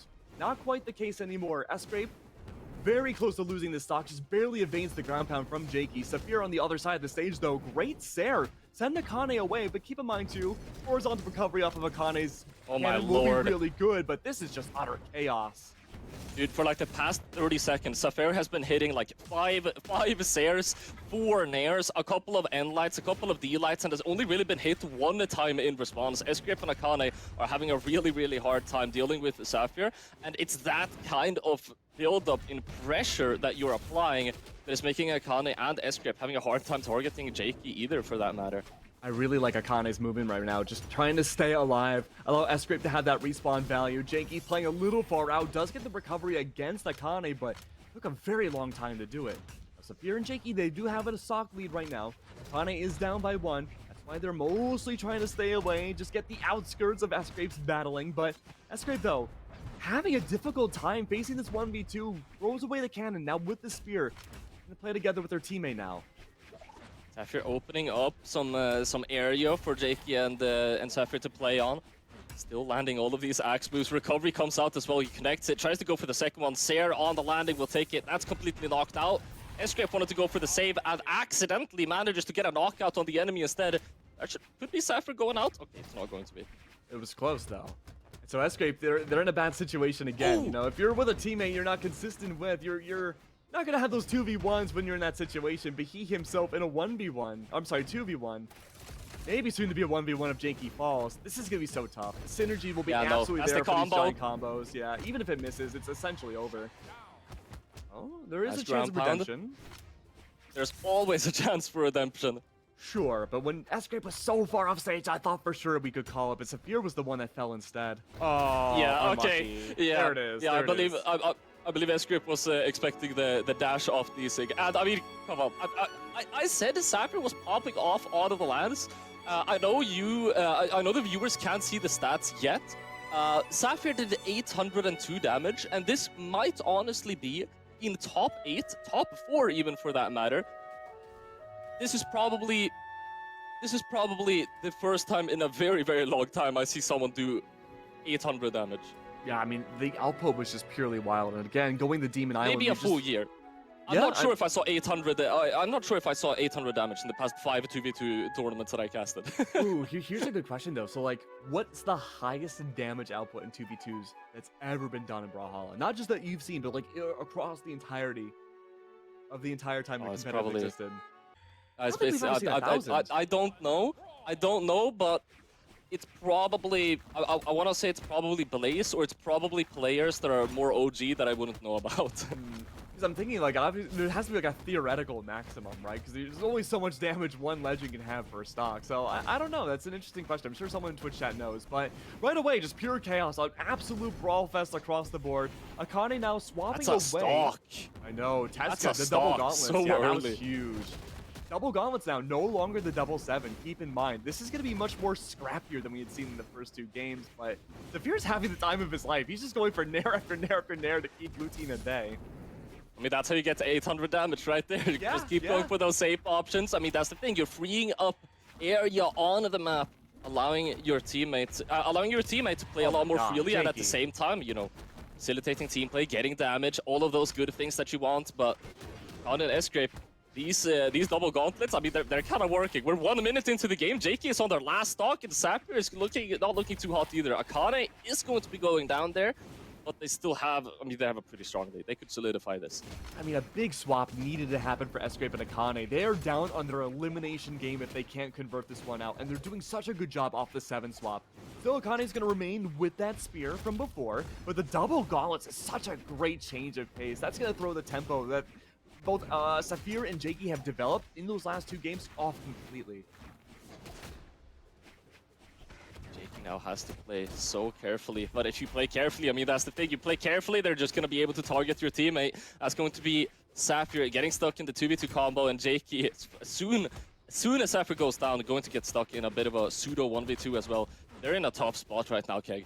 Yeah, Jakey really can't engage here until Saphir's super low on their own damage too. They just have to fish out for recoveries or off-stage plays as much as possible, but Gauntlets are back in hand. A little bit more to work with now instead of the battle boots. Scraping that pseudo 1v2 does get uppercutted away, and that's Jakey's contribution, but again, the damage is so low for everybody. They have to pull out a miracle in order to bring this with Riel. It's the 1v2 now. And Script and Akane looking for this team combo. This should be done deal, but when you're looking at players this good, you can never count anything out. Sapphire is going to get stuck into the end light, and Scrape, Akane are going to be able to close out the stock with a neat little team combo, and they are going to be putting a game on the board, Keg. This is still a set. Oh, and I was wondering if we would see a swap come out from anyone on Saphir or Jakey's side, and it looks like we do. So moving away from the Tezca, we do have Jakey on Akuma now. So that's going to be, the gauntlets are going to be an interesting factor still, but the sword, I think, is going to have that great medium range potential that's been missing, and should help supplement Saphir a little bit more post say, recovery, post-Sair from him. And we are going to be seeing the legend swap from Jakey, swapping over to the Val. Now, I am going to very quickly double check for myself. I do believe that Jakey, I swear it feels familiar to see Jakey on the Val. Yeah, I can At see least that. on sword. I know Yeah. Jakey. I know Jakey plays a little bit of that sword. I'm not too certain about specifically which legends, but we do. It is an interesting legend pick, nonetheless. Sword. We're seeing a lot of sword representation as of current in all game modes, in all regions, really. Yeah, I mean, seeing what it's able to do here. The Jakey right now just has to play follow-up off of Saphir. He's just been able to have so much impact in these games that him being able to float, stay in the air, having a lot more impact than, say, the battle boots. I mean, the side-sig off gauntlets, too, is just going to be such a great way of converting out those stocks and making sure someone like Akane, the only safe spot right now has to be on that left ledge. They cannot go anywhere else on stage. Saphir has to deny it, but instead, no, a weapon's picked up instead by Akane. Never mind, though. Jakey, this Akuma pick is just perfect because he's able to use the gravity cancel SIGs on both weapons so effectively well, and it's playing into the floaty style that he's adopted against Akane and Esrape. Akane is not allowed to touch the floor whatsoever right now. Every time he tries to do so, it's either Sapphire with the Axe D-Light or Jakey with a Nair or Jakey with a D-Light. Akane, Jakey and Sapphire, they're controlling neutral right now. I don't know what to say, Keg. Yeah, I mean, this is just domination right now, and it's only leaving, again, that same spot for both the blue team members off the stage. Escrape, though, does have at least a little bit of neutral control. Gauntlets in play, ground pound, not yet. Jakey in a tough spot, trying to keep Akane alive. Escrape has to pull something out, but never mind. Akane can save themselves. 2 across the board now, Polly. But Akane and Escrape themselves are in a tough spot. If they lose this stock, and they lose it in unison, that's going to put them in a tough spot once again, just as they were getting things going to bring it to Game 5. Full stock disadvantage across the board as Jakey and Sapphire are looking to close this out now. Akane able to get that dare off the follow-up, though. That was almost a stock on coming out from Akane. Is going to be able to get back up, though. No follow-up coming out. Maybe expected even more attacks to come out. That's going to be the follow-up from Sapphire and Jakey, though. They don't miss those team combos. Akane already in red now as Sapphire and Jakey are just continuing to apply more and more pressure, more and more damage. You already have the working formula. You just need to keep playing the game now. Just close it out. Unarmed power punch, side sig at the end there, and of course Jakey with the follow-up. A huge return coming out from both Saphir and Jakey. I mean, look, I think the onus of that last game, again, has to go down to Jakey. We saw the Tezca the entire time. As games went on, the impact, I feel, went down and down more and more. And just having the pure flexibility of the Akuma at the end felt like it was the perfect answer against what Escrape and Akane were bringing out. And I think that just allowed no space potential and pure domination from Saphir and Jakey. Yeah, Akane and Escape. As mentioned previously, I do believe Escape mentioned that they are not going to be teaming moving forward, and that leads me to believe that they might not have.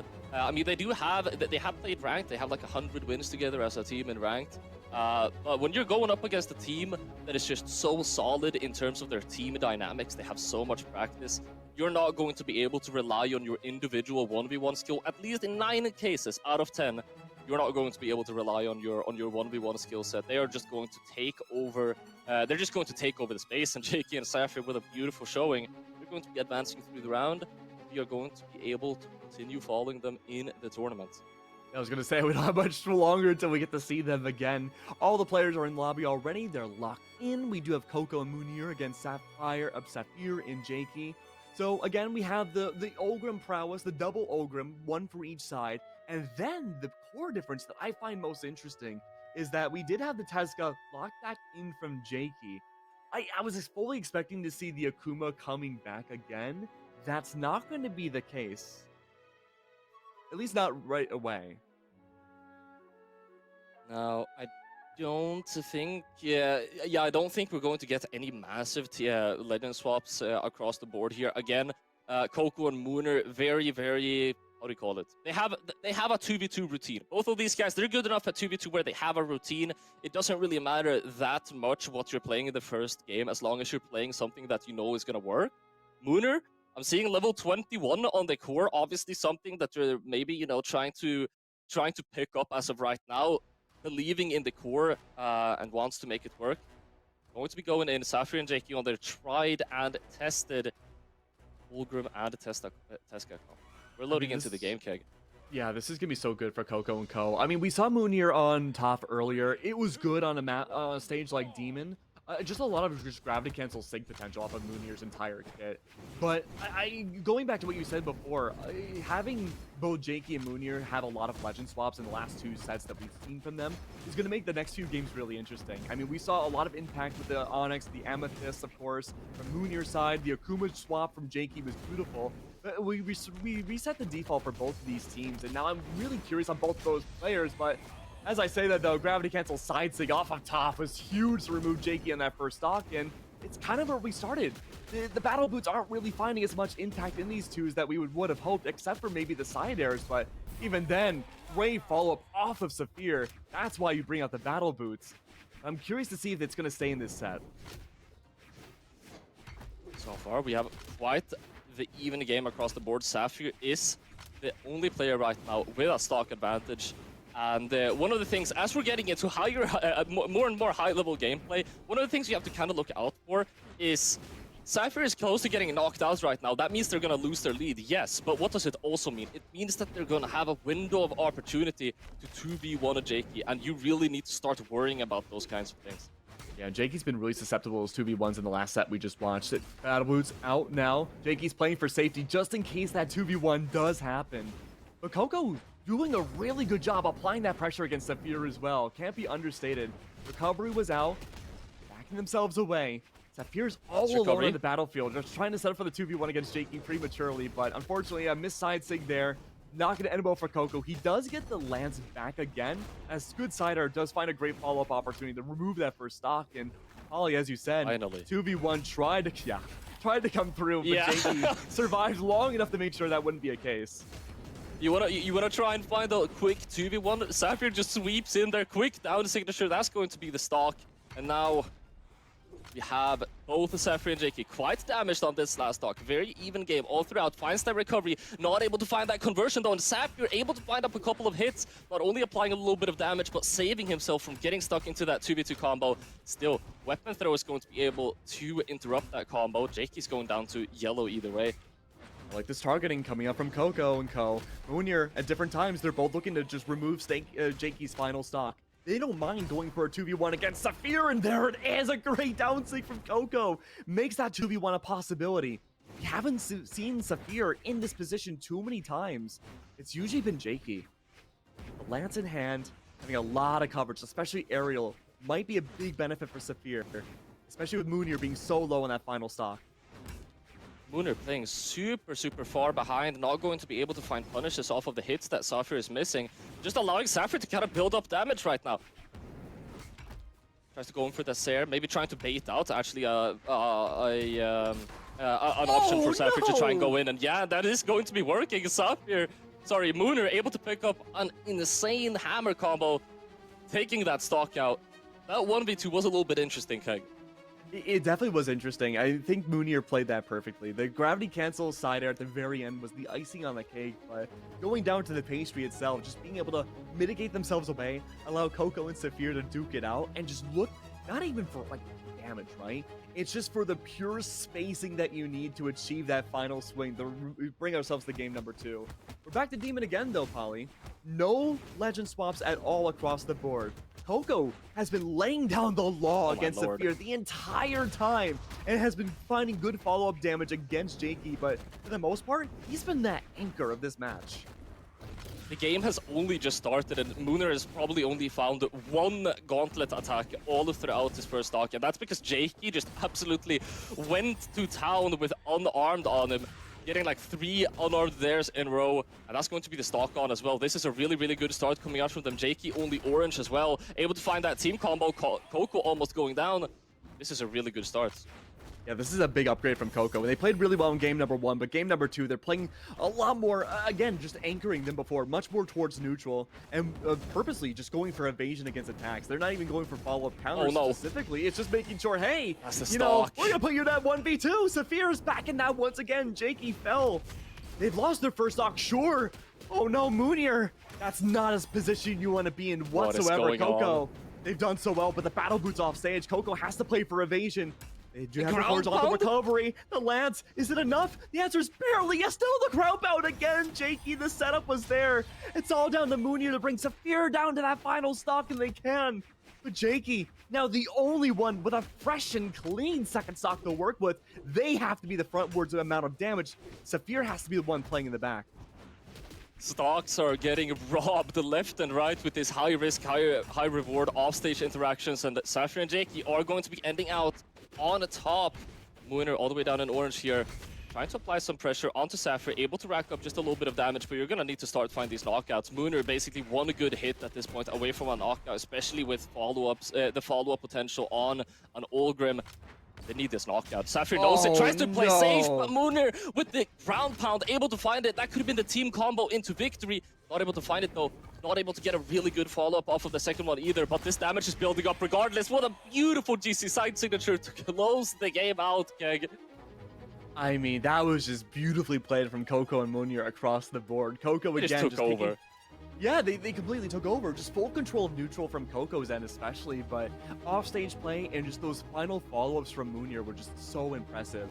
You know, going back to, you know, I talk about Moonier a lot, but going back to the hammer really quick, there was no missed opportunities whatsoever with the hammer in that entire second game. But I do want to bring our attention back over to Jakey again. We saw this in the final game in their last matchup against S-Grape and Akane. They're bringing out the Akuma once more. This was so good. The counter offstage play that Akane was bringing out. And now that Moonier is adopting something similar, I think this sword is going to find so much impact to not only disrupt the hammer, but also break up this Coco and Saphir 1v1 matchup. I think the thought may be, all right, we have... on Teska, you have battle boots and you have gauntlets, right? You're going to need to go pretty deep to be able to make things happen. The thought may be that now that you have sword, you have the opportunity to just kind of play on the offbeat, play a little bit more slow, try and rely on your fundamentals, which against Coco and Mooner might be beneficial here. But we're gonna see what that sword is capable of doing. So far, I mean, this is still looking like the Mooner and Coco show. Yeah, it really is. It's just utter domination once more. I do like that idea though, Polly. Just playing for safety, relying much more on like the basics of what you know, and just trying to help Saphir out a little bit more than just 1v1s. But again, Coco and Moonier are just not allowing that to happen. They have full control of the stage, and even when they don't, they break themselves up purposely to look for these 1v1s, and they follow up at the perfect time. Coco getting stuck in the sideline, but since Jakey also got hit by it, that's not going to be able to lead into a team combo. Coco able to find a lot of damage, regardless of the fact of Mooner going down. Coco actually soon to follow. They have been able to build up this damage, and I mean, with Coco and Mooner, they've been looking especially strong on the offstage game. The stocks could go flying. Oh, I was just about to say Saphir and Jakey were able to tie up the stocks. There's no way. Yeah, it was. They were just about ready to tie things up, but unfortunately, again, the side sig was simply too strong. Moonier, offstage play, tries to go for the recovery, unable to do so. Jakey with the follow-up, can't find it either. Coco has barely gone off stage. He is looking for everything in neutral and beyond to make sure Saphir and Jakey just go back into the blender of offstage play. And Saphir, it's not looking good for them either. This could very well be the tournament stock for both these players. Oh my god, the ground pound. The second Jakey? time around with the honor there, follow-up as well. And that is going to be that stock off. Mooner's offstage is lethal today. And, I mean, we're looking at a second one, going with the unarmed, fully unarmed, not even going for the weapon pickup, had a couple of opportunities. It is going to be the gauntlets now, going for like 8, going for just nair, waiting for something to work. You have a you have a Lance player to help you, and that's going to be the game.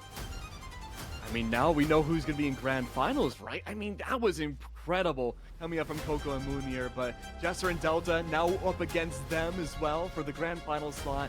This will be interesting. Both of these teams have played so well. Jester and Delta, if we thought Coco and Moonier's fundamentals have looked great, the teamwork and chemistry we've seen from them to make their way through the entire winner's bracket without falling into the lowers to get the grands cannot be understated.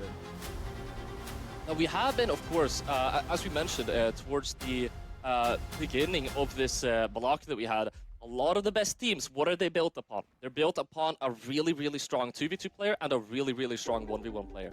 You have Moonir, we've been giving him a lot of hype for his offstage plays, which have been absolutely incredible. Against specifically Jakey and Sapphire, their strongest point, I would say, is their team play. You have Coco with Ulgrim standing in between the two players that have really good team play. I mean, they're not going to have as good team play. They're not going to be able to get a lot in because Coco is just constantly applying that pressure, constantly going in with that lance, building up that damage, and allowing Mooner to sweep in and kind of find those knockouts. And we saw Delta bring out Patrick a lot earlier, right, in the previous matchups. And what he would do, he wouldn't play off stage at all. He would play in the air. It was similar to where, you know, Jester would play. The follows were there for the anti-air coming out, and it was beautiful. Problem, though, is that Coco likes to do the same thing. And so if Jester and Delta recognize that super early on, they're going to target Coco a lot more than we've seen in other matchups. And that might be why, and again, the audience, you can't see this, but Moonir has prematurely swapped away from the top pick into Amethyst. And that means I think the entirety of this match will just be completely in the air. Literally. Now, do keep in mind, for anyone with a short attention span, you might have been watching some TikTok in between the sets. This is a rematch. We got to see Jester, Delta, Coco, Moonir earlier. And what did we see in that game? In Game 5, what was the closest game coming out? Or, sorry, what was rather one of the best games for Moonir and Coco? It was when Moonir swapped over to Zol and Coco sticked to that Ulgrim. So, using that prior knowledge as we're going into the grand finals, Jester and Delta against Coco and Moonir. Oh my god, right away. Just utter domination. Delta and Co. looking great for that anti-air play. Shutting things down. The cannon, however, for Moonir might be good. Side air comes through. Good. But unfortunately, now it leaves Coco to be that last one left alive. That's going to mean more pressure. He needs to play a little bit more aggressive. Coco, only player now with a stock advantage. Delta tries to go for an that's a early huge commitment follow-up. onto Moonir, and they're able to do so. Moonir now only 50 seconds into the game, already on their last stock, and at this point, I mean, they are basically not going to be very useful. They have to play so very carefully, at least until they manage to get Delta off. If they manage to play carefully, and if Coco manages to find this damage and eventually the knockouts, they could be looking at a pretty funny lead, since Coco was on 3 stocks. Yeah, and look at Moonir. Barely on 1 stock still. Oh? Yeah, one sig should pretty much end this out, and not even a sig. It's gonna be a cider coming up from Delta. And so Coco has 2 stocks to work with, right? But in a 2v1 like this, do you want to target Delta, or are you looking to target Coco? Are you looking to target Jester instead? Either way, it's kind of like picking your poison, because either way, this is not going to be easy. In this scenario, I would definitely be targeting, I believe. Honestly, I wouldn't be targeting anyone at this point. Just trying to find hits, man. Damage. Their stocks are even enough, and honestly, by the way they're playing right now, they don't really have a support, a defensive, offensive player. If Jester does get a little bit more damage, we're probably going to be seeing him, you know, take things a little bit more chill. But yeah, the Sears come out, the GCD lights, optimal. I mean, this might only work in ranked, but you should be looking maybe have your teammates or the enemy teammates look for damage against each other. We haven't seen that a whole lot from Jester and Delta. They are a well-oiled machine. Goes off stage. Oh, what is that option, dude? What is that option? Okay. It doesn't Shutting- at this point. No, it doesn't matter if Coco loses now. He won with that ground pound. He won. Yeah, that was incredible right there. But I mean, a somewhat close affair. I did like the choice early on to see the Amethyst come out. Didn't have a lot of impact. Moonir fell pretty early, but Coco again, that anchor factor has been keeping the boat alive. It seems like for the most part in this matchup. But I'm not expecting any legend swaps to go into this one. Yeah, me neither. I mean, honestly, all things considered, this was still from Coco and Mooner. It was a strongly played game. Like, the thing that kind of made it all fall together was the undeniable, or like, you can't... The theme that kind of ripped through the entire game was, look at the first 2 stocks of Mooner. I wanted to wait until we have the graph on the screen. Yeah, it's a little short. 50 seconds. 50 seconds. It's a short 2 king stocks. graph. That's if you do look at the game in a vacuum, considering if you imagine Mooner started the game on 1 stock, then yes, it was a pretty good game. So maybe this time around, if Mooner is able to keep those stocks. But it looks like a quick team combo. That's going to be so much damage either way. And yeah. I mean, there's just so much coverage coming out from Jesser and Delta. It's hard to compete. The cannon's out now, and that could be a great ground pound early on to maybe get rid of Delta stock super early, but no, not really the case. It's just a battle back and forth. What an intro. Great save from Delta. Huge save there. Incredible save, being able to find that so very quickly. That would have been the stock out otherwise. Mooner able to fight a lot of damage here into the 1v2. Picking up attacks left and right, gets the true combo. Delta misses the punish. That's going to be the knockout. And they need to find these stocks as fast as possible. Coco is going to be able to find the double. Huge from Coco there. Suddenly the grounded play benefiting blue team well up more. We went from a game last time around to be almost entirely in the air to now being a little bit more of a grounded affair in neutral. But again, we reset individual 1v1s once more. The cannon should have the advantage in the offstage play, I would say. Delta's not really been able to find those hits, but his evasion has been so strong.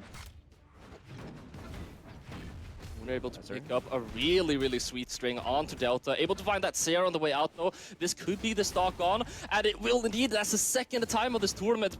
Just ever so slightly miscalculating your movement, not touching that wall, and you are going to be going down off of that. Now, playing just a little bit from behind. Any team who's able to pick up the next stock at this point could be the one who's going to pick up a lead. But Mooner all the way down in orange already. Sweat beats coming out. Delta, very, very clean wrap-up as well. And this could be a done and sealed deal. I mean, we talked about choosing your poison in this last 1v2 that Coco was in last game. The circumstances are just the same, if not worse, for Coco now. Yeah, playing from behind yet again, stuck in this 2v1. Delta and Jesser, I don't know them for messing up 2v1 situations like this. Delta going for D-lights across the board. Jesser applying the damage with the axe. Damage is slowly getting racked up, and at this point, a D-sig from the Ulgrim is going to be enough. We are on match point. Jesser and Delta off the winner's side, looking to close off the rematch, which went to Game 5, potentially in a 3-0 manner, as we're going into our match point here. Yeah, a lot of this is just macro level cleanups coming out from Jesser and Delta as well, knowing exactly what the general fundamentals of Coco and Moonir as a team look like and how to counter them. Of course, again, a lot of offstage play, up in the air play has been benefiting Coco and Moonir up until this point, but having Delta and Jesser just countered that directly in their 1v1s has left the blue team pretty much stumped. And so we do get to see another legend swap. Moonir's going over to the Luke pick. Blasters in this situation might be helpful for a little bit of extra range off stage against Delta, but if I'm Delta, I'm probably going to look to play on stage a little bit more just to help out my teammate against Coco. Now, the main thing I'm thinking of when I see the Luke pick, right, is if you think about the Legend rotation, we saw the swap over to the Onyx. The Gauntlets aren't working good, so we go over to the Soul. Now we see the Gauntlets picked up again. But of course, Blasters, very, very strong. Not as strong as if you accidentally dare your teammate. That's going to be Coco, already losing their stock. Mooner now stuck in the air. And Jesser and Delta. They're too good in neutral. They're too good. They've mastered the art of Teros and Ulgrim in 2v2, and they're literally playing both of the legends. And Coco and Moonir just need to play together here, and they just feel like in this set they haven't. They have in previous sets, so at this time around, it's Jesser and Delta just cleaning up the house in these 2v1s, excuse me. And Coco suddenly down to their final, possibly tournament stock. Very, very dangerous situation. And Delta is just absolutely committing to this offstage. Dealing so much damage on the axe. Managed to get that down a dodge speed. And how many dares is that in a row? Mooner is not able to get a break. And Delta almost going down to Jesser's ground pound. Able to cancel it just in the right moment, though. Finally one stock off, but is it too little too late? He's able to get the double one. Coco has to play super carefully here, though. It's gonna be so hard, but it's doable. Coco's always been one of those 1v2s at the end of each of these games. It's gonna be much harder for Moonir with those blasters relying on spacing to do so. Jesser and Delta, a symbiotic unit. The spacing has been so good, working off of each other. Jesser's looking for that ending strike. Any signature at all to eliminate Coco from this tournament might be enough. There it is. Possible follow-up, not quite yet. Sarah was out, Coco off stage. Can Jesser find the follow-up? The answer's no! Recovery's out instead. Another recovery. Lance to B. Can they do it? No! Okay. A cider from Coco's gigantic, but the follow-up doesn't exist. That's okay, they'll play for safety. And that is going to be Mooner going out now. The only thing standing in the way of Jesser and Delta and their championship title is one true combo on Coco, and I believe it's even the weapon throw that's going to be closing out the game. Delta and Jesser are going to be your champions for the Love and War 2024 2v2 Brawlhalla tournament, Keg.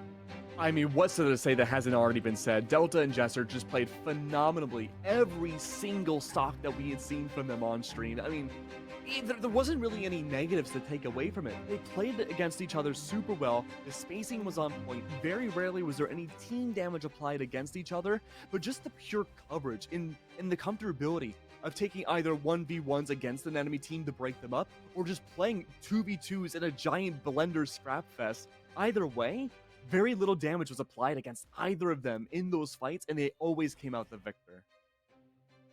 I mean, it's simple math, really. You have a super strong 2v2 and 1v1 player that plays Teros, and then you have a super strong 2v2 and 1v1 player that plays on Olgrim. You put them on the same team, and they're going to do well, Keg. That is how it works. Coco and Mooner, they played phenomenally, but I mean, it wasn't enough. It wasn't enough. Jesser and Delta, as you mentioned, every single encounter, they find one more hit.